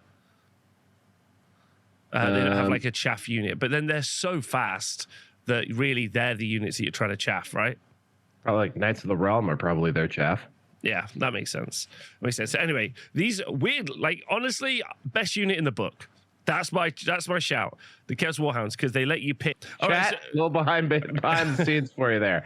All right. Okay, so I think we've done through everything in the core. Let me just triple check, but I think we have done the core. Marauder Horsemen, Chaos Warhounds. All right, moving into special, we've got Chosen Knights. Now, Chosen Knights and Chosen Warriors, you can only have one unit of both each, which feels really rubbish. To be honest, yeah, it feels really mean. All right, so Chosen Warriors are just way more points efficient than than Chaos Warriors, because it's only 17 points for Chaos Warriors. Chosen Warriors. So it's 4 points more, and you still have to pay for all the upgrades that you want to, but you can take full plate armor. You could take shields, of course. You can have all the different marks. And then you can have the drilled special rule as well. But you also get a 6-up ward save for that additional 4 points, which is nice. And you also get stubborn. So for 4 points a model, you get stubborn and chaos armor of a 6-up ward save, which is pretty good in my opinion. And you can have drilled, and you can go for full plate. So if you really did want to build like a combat powerhouse, and for 4 points, an extra attack per model. That's the secret sauce. Pretty big. That's pretty big. The ability to go up to full plate, and the ability to, and the fact that they just have like that ward save base, just immediately just makes them the Chosen Chaos Warriors just feel like closer to where Chaos Warriors should be when they're starting out. And I think this is just a common gripe that people have about Chaos Warriors. The full plate thing, especially considering the model just looks like a friggin' Space Marine. That is a bit of a bummer. I do wonder why they did that, but we'll talk about it in the Arcane Journal. I think there's some really cool stuff, just sort of like stylistically, that I think we could address about Warriors of Chaos. The Chosen Chaos Warriors, just this unit feels more exciting to take it, right? Like if you look at this unit, you're like, okay, it's a lot of points, but it's gonna be a little more tanky. It feels like it's a threat, even if only a couple. Even if you do lose a few guys out of your fighting rank, this just feels like something more to build your army around than your humble Warrior of Chaos. Yeah, absolutely. I mean, ultimately, like all infantry is just absolutely subservient to our cavalry monster meta, but like at least they're there and they exist, which is nice. And taking a mark, so if you wanted to make them tougher, go Nurgle. If you wanted to give them some magic res, do Zinch, make it a bunker. If you wanted to make it like a slappy army, then Khorne, now we're up to 3 attacks at weapon skill 5. That feels really nice. You've got the ability to put a Chaos Hero in with a Strike Last Aura if you wanted. So like now that entire block, if you hit it, even if you've charged it, you're striking initiative 4, they're striking initiative 4. You could give them halberds. So, you strike at the same time, they're going to do a ton of attacks. So, yeah, like it does feel really, really nice. Stubborn's good as well for if you end up losing that combat. So, yeah, like not bad, but just expensive.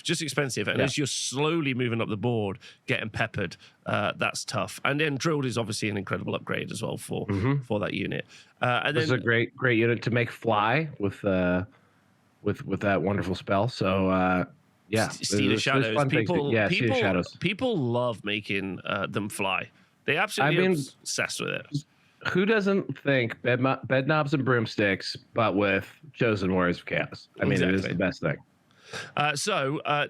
Moving on to that as well, we've got Chosen Chaos Knights. So they get stubborn as well, which is what they get. They've still got counter charge. They get that 6-up ward save as well, which genuinely like they need, but they get the extra attack. That's the important, news off the top. They get that extra attack, 2 attacks.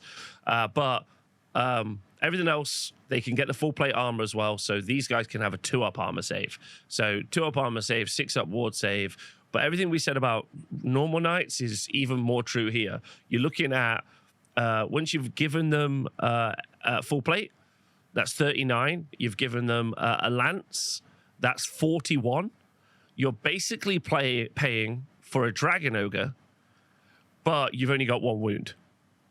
Whereas a Dragon Ogre's got 3.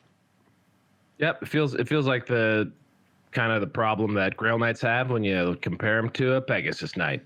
Exactly. So like it's again, if you love Chaos Knights, probably want to look at Chosen Knights, and if you can get this unit to where it needs to be and deliver it and all that stuff. You know, it's not like the worst thing on the planet, but it is heavily overshadowed by probably a more efficient, more flexible unit. Also, this weekend I played against Blocker Chosen. Shout out to Lee, Chosen Knights.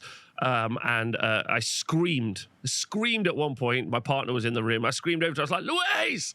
She was like, what is it? I was like, who would win? The Chosen of Chaos mounted upon knights in full plate armor or one spinny circle? And she was like, the spinny circle? As I wiped out 4 Chaos Knights easily, nearly 200 points from one pillar of fire. Yikes. So, you know, you still roll pretty good, and they roll pretty bad if you got 3. But it's the fact that you can, because knights are not fast enough that you're not just pot shotting them all the time with something. Yeah. And then you just lose them. Like, you have to be like, cool, this is 600 points of Chosen Knights. Yeah. And you're like, why? Yeah. And the spinning circle, you can't hide from that spinning circle. The Beyblade is always coming for you. You know? I mean, if you had a unit, tell me your feelings, the taste in your mouth when if you were to see 10 Chosen Knights in front of you, 400 points of raw power, and then you were like, I'm going to release some fanatics into those motherfuckers. Yeah. No, I know. Yeah. I know. I feel the same way about Bretonians. My personal experience in that situation doesn't usually translate to how it works in my fantasy brain. Yeah. But yes, in general, anytime you see a point stance single wound unit, there's some licking of one's chops. I think that goes for literally anyone facing off against them. So yeah, it's an uphill battle. I don't think we're standing for Chaos Knights, unfortunately. But very unfortunately, I do think the worst units in the Warriors of Chaos book are the Warriors of Chaos, and it kind of makes me quite sad. Okay, so next unit we look at from special is Chaos Ogres. I stand these guys pretty hard. They're 33 points each, so about the same as a Chaos Chosen Knight. They're obviously not as fast. They only move 6, and they're not as hitty with. They're not as skillful. Only weapon skill 3, but they are 3 wounds apiece at toughness 4. They're strength 4 base with 3 attacks each. So, you know, like points wise, it's just so much more efficient than that knight. Not as fast though. You can give an additional hand weapon or great weapons, and seeing as their initiative 2 feels like a no-brainer. And then you can give them a Mark of Corn, which I think is one of my favorite bits, because I like, give them a Mark of Chaos. I just said Mark of Corn. Mark of Chaos. Could be any, might be Corn. You can have a champion. And then they've got Armor Bane, they've got Close Order Fear, they've got Impact Hits 1, Mark of Chaos Undivided, and they've got the Ogre Charge, and then any impact hits they do are improved by their rank bonus. So if you wanted to go deep into these, you could. So I like these. I like these a lot. You got any thoughts about these? Are these guys at all different from Ogre Bulls? The ability to take marks is the difference. Yeah. And what I like about the mark is, so if you're Khorne, so I have Frenzy. So I'm a Frenzy, I'm immune to Psych, right? Yep. Right. And so now what I love about the Chaos Ogres, you know, only leadership 7. As soon as you give them Khorne, sure, they're running around doing stuff maybe you don't want them to do, but you're not making any tests on them. You're just living your best life there.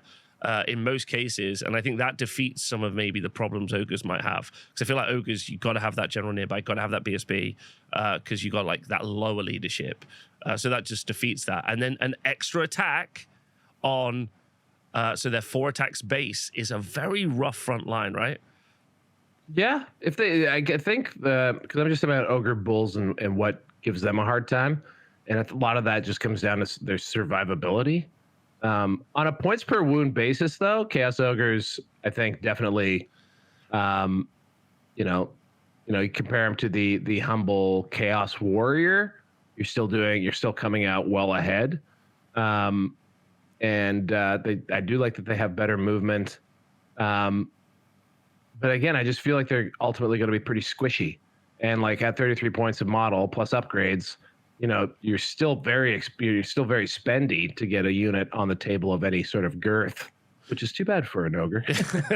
Well, it's 37 points if you were to give for a Chaos Ogre. If you were to give them a great weapon, if you give them a mark, it's going to be 41. So per wound, you're looking at less than a Chaos Warrior unupgraded, which is pretty. So that's the way to think about it. So like, you're really effectively getting, I would say you're getting something like 3 Chaos Ogres. And sometimes people just don't hit, like, you don't roll tons of dice. Some units do, some units don't, but they're fast. And like, I run mine as min. I like a min 3 of Khorne, because that's like enough that if it hits you, you hate it. You do not like it. But if you kill it, I'm like, oh no, I lost 130 points. I don't give a fuck. So, and in general, I just feel like multi-wound models are so much more forgiving, especially in the world of no step up, in the sense that, if you do 3 wounds, you just took 3 attacks away from the Warriors of Chaos unit. I guess you do that here too, literally. But if you only do 2 wounds, you take no attacks away from the ogre unit. You know what I mean? Yeah. Well, so if you take 3 away from the front rank of a warrior unit, then that front rank of warrior unit would need to be to be equal to this. It would need to be 9 wide. Yeah. That's my thoughts. I think that's why multi-wound stuff is way better. And then the same conversation probably about Chaos Trolls, but the problem with Chaos Trolls is 41 points, but no marks. So so they've got their Close Order, Fear, and Flammable with regen. They've got Stupidity, so that is a problem that you're going to have to constantly deal with. They are Strength 5, so you can be hitting a Strength 7. But you are so Stupidity is also going to help out with your your tests that you need to make, which is pretty good. But you're always going to have to babysit these with a hero, right? Yeah, this is they're suffering from Grand Army-itis that orcs and goblins have for trolls. Although with their Arcane Journal, you can put in characters that can babysit the Chaos Trolls well into a Grand Army. So even the Grand Army trolls that are outside of the troll horde, are better. But yeah, ogres and trolls. I think in this case, maybe I do like the ogres better than the trolls. They do have that regen 5+, and do they have any armor? No, they do not. No armor. Light armor. Okay. They have light armor, and then the ogres have heavy armor. Yeah, but you're hitting at that higher strength, I think, is the goal here, which is not bad. Strength 7. Also, my least favorite thing about trolls in general: no longer armed with bits of tree. Outrageous.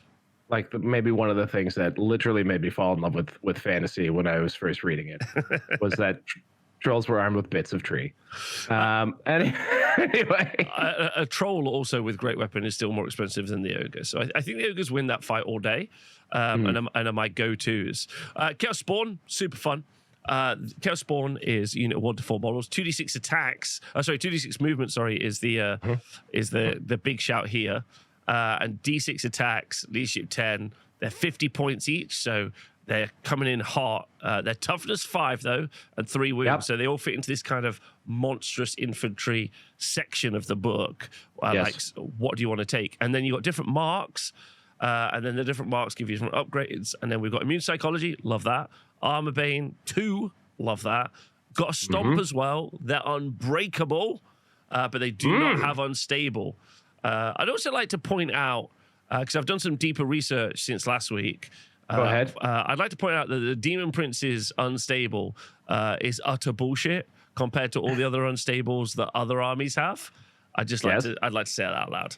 Again, let's put a pin in that for our thematic discussion of Warriors of Chaos that I think will fit neatly into the Arcane Journal. Attacky. I don't think we need to mention that we are going to review it anymore. Otherwise, we'll just do that every please continue to watch this video until the end.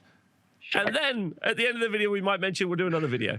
When you're looking at the screen, pick the one that's the professional streamer and YouTuber. Go ahead. I dare you. It's 50-50. Potato, potato. Okay. New show coming soon. Potato, potato. The upgrades that you get are Spawn a Khorne, which is fun to say, have Killing Blow. Yes. Let's go. Spawn a Nurgle. poison attacks, spawn and Slanesh, strike first, spawn and siege, flame attacks, and special rules. So, and magical attacks. So, how do you feel about the spawn? I like the spawn as a unit, FYI. I'm going to run one in the future. I think it's fun. Don't talk about the arcade journal. Don't talk about the arcade journal. The thing I would say here, that as a random movement guy, love random movement, Rob. Random movement guys, folks, MBs out there, is great because you can't charge react it. Often comes with immune to psych for whatever reason. I don't know why that is, but that is a thing. It is wonderful. However, I think there's a massive difference between your random movement 2d6 things. I'm looking at you, Snotling Pumpwagon, and your random movement 3d6.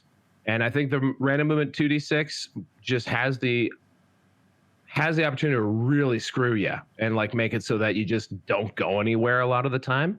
And so that would be my biggest reticence about taking a stock chaos sport spawn. Yeah, and like so I would love that. That would be my only fear, is that they would, like, on 2d6 you can be moving you can be moving like 2, 5, so they can be real slow. Whereas I feel like 3d6, just because of that third dice, you're not getting that really rock bottom move very often. So that would be my only thing. I do think they seem like fun, for sure. I would argue that Warriors have the Warriors roster, with the exception, obviously, before anyone talks to me in the comments, they have a mobility issue. Or no, sorry, they don't have a mobility issue. What they have is they have a power projection issue at range. So they don't have very long range threat projection in their roster. So, you would be like, oh, I'll take Cav, but the Cav, as we talked about, are crazy expensive. You're always going to take the Dragon, because the Dragon is just so dumb good. Ultimately, these fit into that category as well. I was like, oh, do you want to fight in the midboard but get hit first and die? Perfect unit. It's the perfect unit. That's why you need dogs, because dogs stop that happening. Okay. Or our very next unit, maybe. Chaos Chariots. Is that what you're talking about? Yeah. Oh, I'm not sure I agree, but okay. Well, what do you like about Chaos Chariots? Take me through it, baby. Well, I mean, just as an option, just like literally to your point, the ability to like move quickly, points efficiently. That's the question mark. We're gonna go there. Our Chaos Chariot obviously is movement 7. I like most chariots. Does this one? This one does not have Swift Stride, but it does have first charge. Impact hits D6 +1. It can take a mark. I don't know. I just feel like this is an interesting alternate to Cav, and not Dog. Something that's going to have a punch at 110 points. It's toughness 5. It's got 4 wounds. So again, looking at that points per model, probably coming out a little bit ahead of Cavalry. Armor value 3+. It's tougher. It's basically as tough as a chosen Chaos Warrior with full plate. So I feel like Chaos Chariots, also, to me, this is just me, I love this model. I think it's a great model. It's an oldie but a goodie. So yeah, I don't know. I think Chaos Chariots are worth having a look at for sure in that sort of a role. I think the thing about the Chariots is if they get the charge, then they do those impact hits at strength 5, which is pretty nice. But like, I don't know. They definitely don't outrange the major long-range threats that exist inside of the game. I think what you really got to focus, like, that's the problem with the roster. Most of it's slow. So it's like, am I sending these guys out ahead? Okay, well, now they're tussling with the other fast units. So can they beat the other fast units if they get the charge? Are they faster than the other fast units? No. So, like, and they're definitely not faster than a gun. So I'm like, maybe if I take a lot of them, that becomes quite an interesting kind of concept. Definitely. I can definitely see that, especially if you put a character on one or a couple of characters on one, really spice it up. Then you got this kind of like aggressive front line. But ultimately, I think your opponent is faster, but they don't want to get hit with multiple impact hits. So yeah, maybe committing to the bit would be great with Chariots. I like that idea. That's fun. one thing that bums me out about them, not to be all bummer all the time, but these used to be a core item. These used to be something that you could like literally. These could be something that you base your army around, just like Chaos Knights. But I guess they live in special now. Yeah, Chaos Chariots. I think we're worth a punt. I think chariots are cool. Yeah, definitely. Then you got Gorby's chariots. They're slower. You did also point out that they don't have swift stride, so they are much slower than their counterparts in that kind of like move range threat kind of situation. Yeah, this is probably not uncommon for heavy chariots. Lack of swift stride. No, I know, I agree. I'm just, like on a unit. And then Gorby's chariots, you got a beefier version, still 3 up, like you said. Only 25 points more. You get that good Gorby who's got killing blow. You get impact hits D6 plus 2 instead of just D6, which is nice. And then the same toughness, same amount of wounds, same armor save. So it's just, do you want to have a slightly more fighty horse? Is the real question. It's a pretty great horse. 3 attacks, strength 5. I gotta say, a lot more fighty horse for 135 points. Yeah. For 25 points, basically, is the upgrade, right? Yeah. Although there's only one of them. Oh, got it. Okay. All right. I was saying there's 2. Yeah, there's only one of those weirdos. I mean, 3 attacks at strength 5, though, is great. D6 plus 2 on the impact hits as well. But it's slow. It's a slow. Yeah, he's a slowy. He's a slowy. Also coming out of your rare selection, if memory serves. Oh, did I skip one? Oh, let me just check. That was a mistake. Let me go check. Gorby's our rare. He is coming out rare. Yeah, okay. Cool. Well, we actually, because we've covered ogres, we've covered trolls, we've covered spawn, we've covered chariots. We just need to cover a chimera. We aren't going to cover dragon ogres, but you took the words right out of my mouth. Why? Because that's in Beast of Chaos. But like we can just mention them here. Dragon ogre's best unit in the book. Because it's not even in the book. Because they're just so points effective versus the other units in the book. 3 up save, toughness. Like think about it versus a chaos chosen knight, or just a chaos knight. Really, they have a 3 up save. Their toughness 4. They are immune to psych, I'm pretty certain, or the chaos undivide, one of the 2. I think they're immune to psych. They can have great weapons. They got Shartax, got a ton of attacks. They got stomps, 2 each, which is insane. Their output is better than the knights.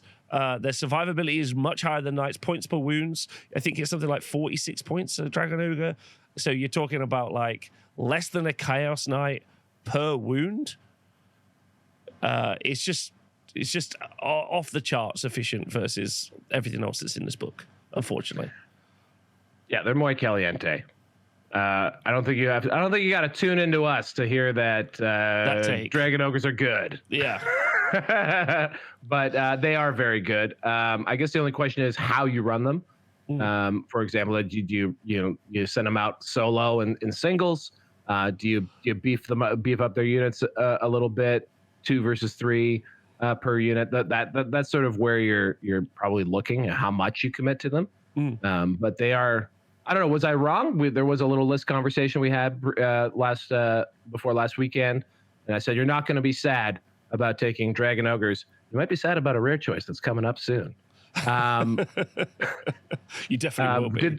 Did that pan out? Did they like? Absolutely not. But I'll talk about that in another vid defo. Another time. But no, they're absolutely rock solid as choices, and you can't go wrong. And then maybe that's the sad part about this book, everything that says warrior is bad in this, and everything that's a dragon, ogre, or lord on dragon is excellent, I would argue. But that's where we're at. I guess really you got to ask yourself, what do you want to play? Do you want to play Warriors of Chaos, or do you want to play the good units? You do not have to. The game is not really built in a way where you have to make hyper efficient choices. Because it's all about tempo and a load of other stuff. And, if people are making hyper-efficient choices, then there's generally like a best in slot in that in that sense. And then your opponent can build into stopping that in many ways. And dogs are a great point. Like, you can feed dogs to dragon ogres forever. And they'll probably not get their points back. But the other thing I was going to say was something about dragon ogres. Oh, you can put a Chaos Sorcerer Lord or even a Chaos Lord on a demonic mount, and they'll fit into this unit. you'll be able to put them inside of the unit, which is pretty spicy. So then if you wanted to do spells on the unit, like spell self, like if you wanted to put a 5-up ward on them, that's pretty fun. I love that. That's cool. If you wanted to put a character in there with the strike last aura, so then the dragon ogres are like going to be hitting if they charge before the other unit, that's crazy good. Like, so yeah, you got loads of good options there. They're very good. Yes, sir. Chimera. Ooh, womp. Okay, let's go find it. You could talk about the Chimera. I don't want to be mean to anything else in the book. Okay. Yeah, we got to keep it up. All right, Chimera. What do we got here? We got a monster, a non-ridden monster, and that you can take. Movement 6, weapon skill 4. He's T5. Only got 4 wounds. He's got 6 attacks, initiative 5. So he is just a monstrous creature armed with claws and fangs, which do not give you any AP. No. Sad. Yeah. Oh, and even its Fiend Tail, which gives him extra attacks D3 at AP -1. He does have armor main too on the flame on the claws. Swift Stride and Terror. So that's something. Fly 10. So he's very quick. Very quick Chimera. So yeah, the Armor Bane 2, yeah, that replaces the AP 2. Armor Bane's a nice little bonus thing. Does he come with the Flaming Breath? He does not. The Fiend Tail feels like an upgrade at 10 points worth taking a punt on, because it does give you up to D3 extra attacks to make with it. That's nice. It's an additional D3 attacks. So that gives him up to 9 attacks. That's not nothing. It's not nothing. Swift Stride as well. So he's very quick. There's your power projection, Rob. Is he a special? Is he a special or is he a rare? He's special. He's a special guy. Special guy. Yeah, I mean, I don't hate some of it. Like, I like the poison attacks, fun. 180 points, not too expensive, really. If you wanted to like be like, by the way, I got the opportunity to hit you at range, so watch out. When he gets there, do you think he'll do the damage? It's a question. You know, also, so like for 20 extra points, at 200 points, he now has up to 9 attacks because he's got the D3 extra attacks and poison, which kind of helps with his lowish weapon skill. No, he's not awful. I don't think he's awful. I think it's just that no AP. No AP is maybe the tough time there on the attacks, because you probably at strength 6, you probably want him going in something that's tough, and then that tough stuff probably has okay armor at least. So yeah, but you're right. It's a nice fast unit at a pretty cheap points cost. Like, you know, definitely something worth looking at. Double Chimera. Ooh, I'd like that. That would be fun. A load of Terror Cores in. Not terrible either. That's cool. All right, so moving into the rare section, we've got some absolute doozies in here. Absolute doozies. So we've got the Hell Cannon, the Dragon Ogre Shaggoth, and the Chaos Giant. So let's start with everyone's favorite unit, the Hell Cannon. Everyone's favorite unit, old Hell Cannon. Also, hit us in the comments if you've bought a new Hell Cannon, or if you know, like if you bought a new Hell Cannon and you're watching this in the future, because I want to hear how's that Forge World resin? Have they made the Hell Cannon a less hellish experience to model and put together on the table? That would be the greatest thing. Yeah. But yes, let's talk Hell Cannon, because I think this is the model. I think like you were talking about, you know, power projection, being able to do things at range. Rob likes to tell me when I'm writing my list, why is someone coming towards you? Right? So like being able to like punk guys from far away, if you're a big, slow, stand and fight kind of army, which if you're leaning into the Warriors of Chaos part of Warriors of Chaos, that's going to happen. Hell Cannon seems like such a good piece. You know, we have well, here, you want to run it down, or you want me to run it down? 215 points for this fella. He's got 4-up save. His toughness 6 and 5 wounds. There's an artillery piece, is big, and it is also a large target. So large target is pretty nice, being able to see over your own troops. I quite like that. That's fun, because then you can just sit it behind. Yeah, good eye. That's a great little bit, so you can see over. Is unbreakable, terror, and is warp spawned. So you know that's nice. Got 6-up regen. and has got like a couple of his own special rules. And then the reason you're bringing it, but toughness 6, 5 wounds, and another little cheeky thing in case a Green Knight ever pops up. It's got ensorcelled weapons. Nice. Yeah. So like Green Knight doesn't have a good time fighting it, but it's special shot. The reason you take it, Doomfire, 12 inches to 60 inches, strength 5, strength 10 in the hole. It's only the 3-inch blast template, little one, but it's AP2 or AP5. It's got bombardment, cumbersome, move or shoot, and it's got multiple wounds D3. But the multiple wounds D3 is only over the hole. Pretty certain it's only over the hole. It takes one or more unsafe wounds to present test. I think pretty certain it's under the hole, but I could be wrong on that front. But either way, it's a small 3-inch blast template. Unlike other artillery pieces in the game, you do not get into... There's no rerolls available, at least here, which is good. Doesn't have a separate crew profile, which is correct, but is... toughness 6, so it's very tough to get rid of. I'm going to put Hell Cannon down as and I mean this really thoughtfully. I'm probably the worst unit in the game, I reckon. No, not the worst unit. I reckon it's up there. I'm willing to vote on it as the worst unit in the game. Why? Okay, so. Let's talk about why. Because you just calling it the worst unit in the game, and I had to politely talk you down from taking 2 of them. Yeah, I know. So there's a big gap there, Rob. Big gap there. Oh no, it's my Trump hands out for this one. Yeah. Big gap. Big gap. No. I always knew it was bad. That's never been a question. It was bad when we reviewed it. Could be one of the coolest units as well. It's quite fun in some ways. But Cage Fury is the major issue here. During the start of turn sub phase, each of your turns make a leadership test for this model. If the test is failed, roll immediately on the Hell Cannon and misfire table. So you have no access to re-roll the artillery dice anyway, like many artillery pieces in the game. And even then, artillery players will tell you it's always a misfire followed by a misfire, apparently. But here is a second situation. Here's a second situation with another opportunity to do a misfire based on a leadership test, which is super fun. Now, in order to ensure that you don't just fail at that point, surely you need your BSB nearby, which is especially worse if you get on the Hell Cannon misfire table. The first one, free at last, the demon breaks loose. Every unit, friend or foe, within 3d6 inches suffers d6 strength 5 hits with an AP of 1. Once this hits resolved, the Hell Cannon is removed as casualty of play. So most artillery pieces don't get, if I'm right, are cheaper than 215 points. So when they misfire, you're sad, right? Yes. You're sad. Usually around 100. They're usually around 100, yeah. Yeah. So you're usually sad, but you're like, okay, cool. I lost 100 points, but I had a reroll. It's less likely to happen. Here's, you got no reroll. Okay, so this is just every opportunity, and it's just going to blow itself up. You're going to lose 215 points, which is bad. The other options are Hell Cannon's handlers are stuck towards the furnace. Ravenous Demon, remove on the Hell Cannon's dwarf handlers, which is quite fun. He can eat up to 3, and then his leadership goes down to 4, which then he's definitely going to fail the test.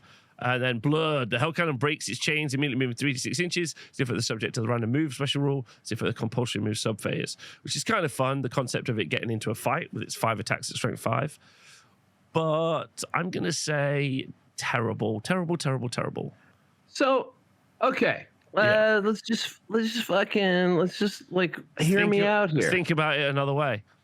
So let's just try this. Maybe we're thinking about this all wrong, man. I like maybe where you're going. Maybe it's Hell first and Cannon second for a reason, Rob. Number 1, it's not a cannon, it's a stone thrower. So, I'm furious about that. Hell stone thrower. Okay, all right, cool. But let's note something here. It's a behemoth. A behemoth. It is. That's correct. It has impact hits D6. It does, you're right. No stop and zone. a third of the time when it's going crazy, it's moving 3d6 using the random movement moves as if it were the compulsory move subphase, which means it can charge. You only get that if you have misfired. There's another option there where it's just dead. Well, only on one. Okay. And it eats a dwarf handler, and I'm not quite sure what impact that actually has. You have 3 dwarf handlers, and if you eat them all, then he goes down to leadership 4. Okay. All right. So still not the worst. So really, there's a 1 in 6. All right, which happens all the time, obviously. Basically, what I'm saying here is this guy is not something that is going to be able to take advantage of that large target, or like, so taking advantage of large target with him by hanging out behind your lines like a regular artillery piece seems to be the wrong way to do it. Does he even have? So yeah, so it's cumbersome. So he can't basically move and shoot. But he can't. He is move or shoot. Oh, fuck that. So really, do you want him as a movement 3 charge piece? Well, it's more like having him in a situation, because Behemoth 2 means that those strength 5 attacks are -2 AP. So like it's not chump change. It's not. You know. But yeah, that okay, yeah, the move or shoot is a problem, because you can't really move him without causing problems. I'm also really curious about this multiple wounds thing, about whether or not it's only under the hull. Because normally it does say that. It normally does say that, yeah. But either way, I'm going to just go for not great is my personal experience. I felt like I played with this over the weekend. And honestly, just really fun. And Val did talk me down from 2. I would have actually preferred taking 2, because I was like, if I'm going to commit to the bit, let's just commit to the bit, right? Right, yeah. But they are atrocious, because even when you do hit, I took 2-1 in a practice game on Thursday, and I think out of like the 12 shots I fired over the course of the game, I hit 9 times. And my feedback, having hit the enemy 9 times with the hell cannon shots, was, this is bad. Like, so I'm not talking about rolling badly. I'm talking about rolling well and being like, I'm underwhelmed, because, you know, strength 10, AP 5 is good, but when someone's like, 5 at ward, not even D3, even a D3, you know, you've got to hit, you got to wound, then maybe you're doing 3. But maybe you're doing 3. But maybe you're doing 1. I mean, if it's D3 for everything, maybe you're hitting 3 models and doing D3. Look, I mean, I was getting kind of excited there, thinking about this as like, again, like outside of its like not using, because it's clearly pointed as a behemoth that also has a cannon. Well, sorry, my mistake. Stone thrower. Thank you. Right. But you can't use your stone thrower if you're using it as a behemoth.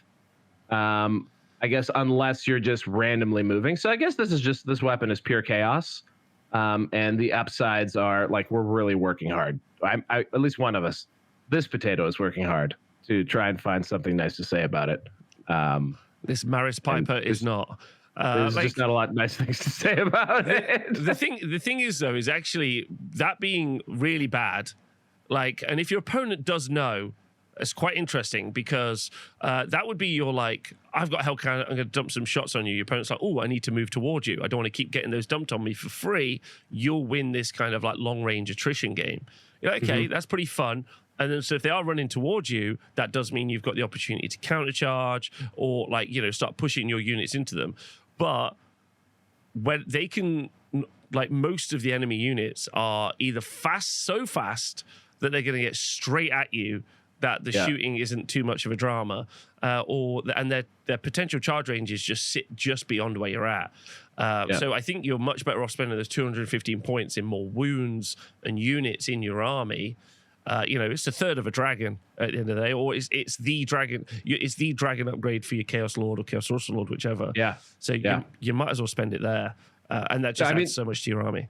But what about Rob? The fact that if you actually manage to wound something with it, with the Doomfire cannon, they have to take a panic test.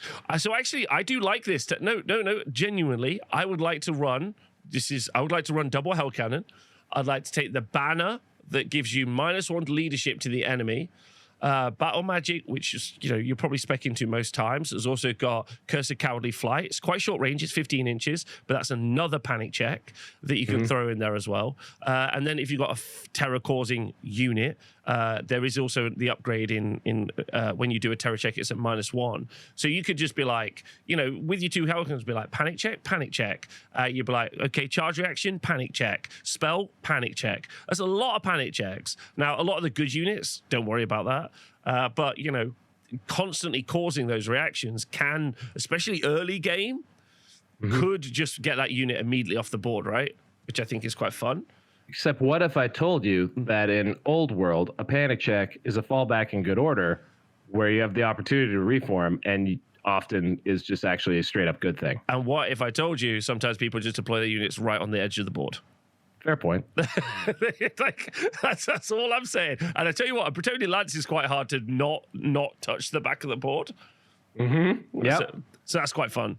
There's a couple of times over the weekend just gone, I was like, oh, maybe. And it was like, they were like, no, you missed. I was like, okay. Hellcannon certainly feels like leaning into the chaos part. But I think instead of it being fun chaos, more often than not, it's either just hurting you or doing nothing. Exactly. Like Forsaken and Spawn are kind of like the fun chaos, right? There's like a lot happening there, I think. Yep.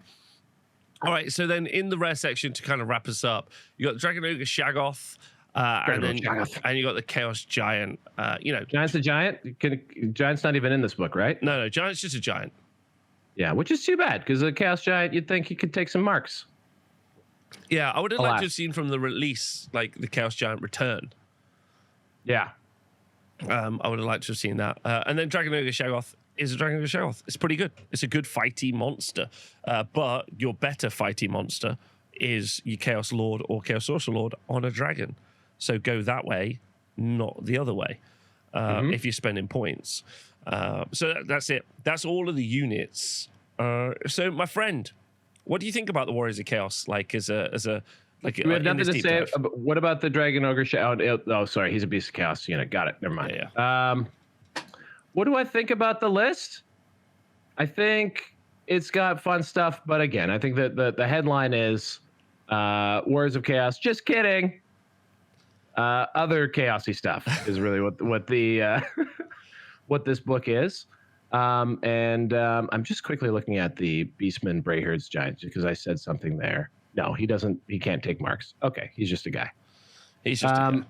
So, yeah, I mean, Warriors of Chaos, I don't know. They're chaos. They're cool. I have to say that this is an army that I've always, like, even in previous editions, I've wanted to love. But chaos just doesn't, like, super sing to me. And ultimately, this is a pressure army that's, hard to get pressure with because it doesn't have, like you said, like, you can't get speed efficiently. So it's just tough. If you love chaos, though, I mean, and you love chaos, don't you?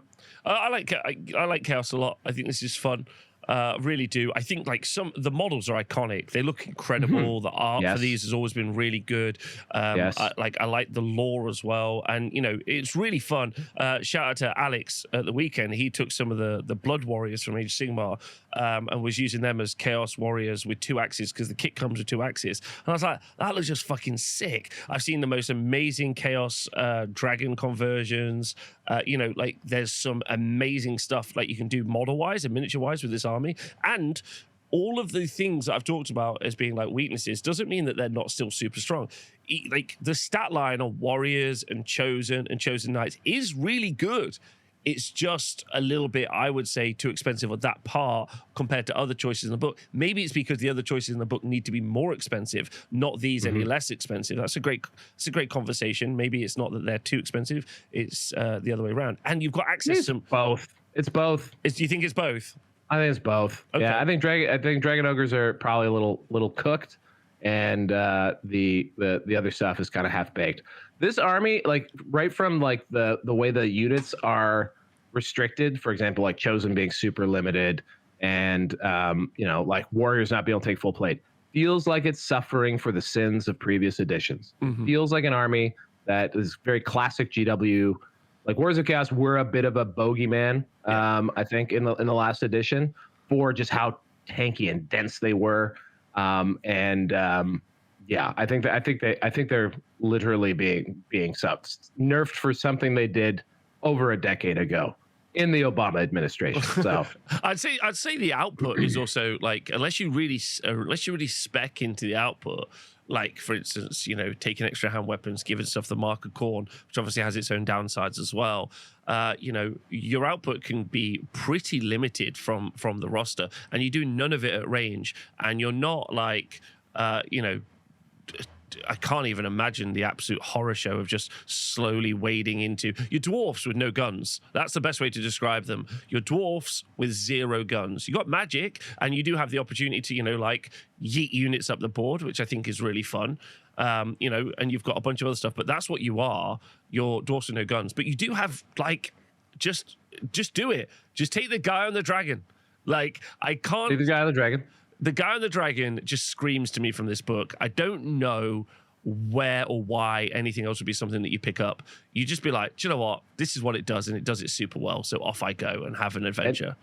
And he's saying that as a guy who's done everything he can to not just pick up the guy on the dragon. And I want to say too, Rob, that I think also just from let's ring in some positivity here a little bit. One thing I do love is, like, so some of your instincts on, well, okay, I've got really excited. I built a bunch of Chaos Warriors. What do I do with them? How do I actually do something? And I actually kind of like, similarly, like when we were looking at the Forchosen for a second, they, going with small units, Mark of Khorne. Basically, if you take a Warriors of Chaos unit, you invest as little as possible in it as you can, and you minimize it, and you give it as much output as you can, like extra hand weapon, Mark of Khorne, at least then, and you make them probably multiple small units, because again, they don't have a lot. They've got decent base leadership.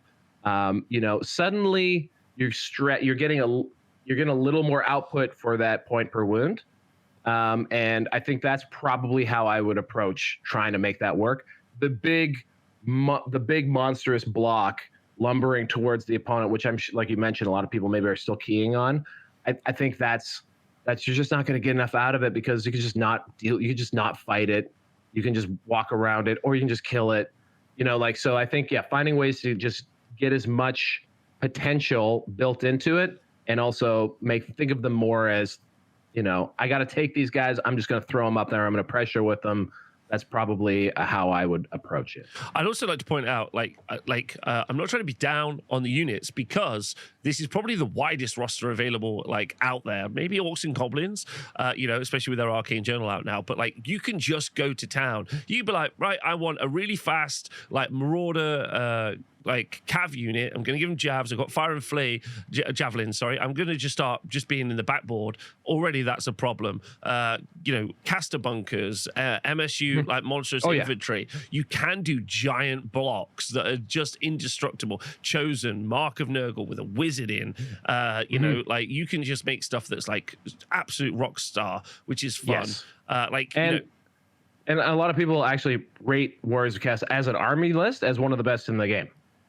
Full stop, period. Right. So it's got everything you need to do the things. It just might, shake your ludonarrative dissonance a little if you're coming into this and you're buying the army box. Yeah, the Warriors army box. You're like, I've got the Warriors and the Knights. Are these good? Oh no. All right. Yeah. So I guess that's I guess what we're cautioning. Don't they do not suck from a gameplay perspective by any stretch. Yeah. No, absolutely not. And some of the problems that these have is a wider conversation about the game anyway. Infantry blocks as a good example. Also true. So, versus monster stuff or even faster stuff. Anyway, it's been lovely talking about this. If you've got any thoughts about the Warriors of Chaos, deep dive here. Let us know in the comments below. We'll be Magic items? We've done that. We've done them already. Oh, okay. We did them already. The demons? Yeah, okay. We did it all. Oh, okay, great. Oh, you're right. Yeah, we did these up at the front. So, it was so recently, and we just talked about so much. Just recently, in the past 5 minutes. And we'll be waiting patiently. Next week, we'll probably, or, in the next few days, we'll probably bringing you the Arcane Journal review, as Val has mentioned. No, I didn't. I'm like a pro at this. And that's why everyone watched to the end of this thrilling deep dive. It's a deep dive. It's all over. Goodbye.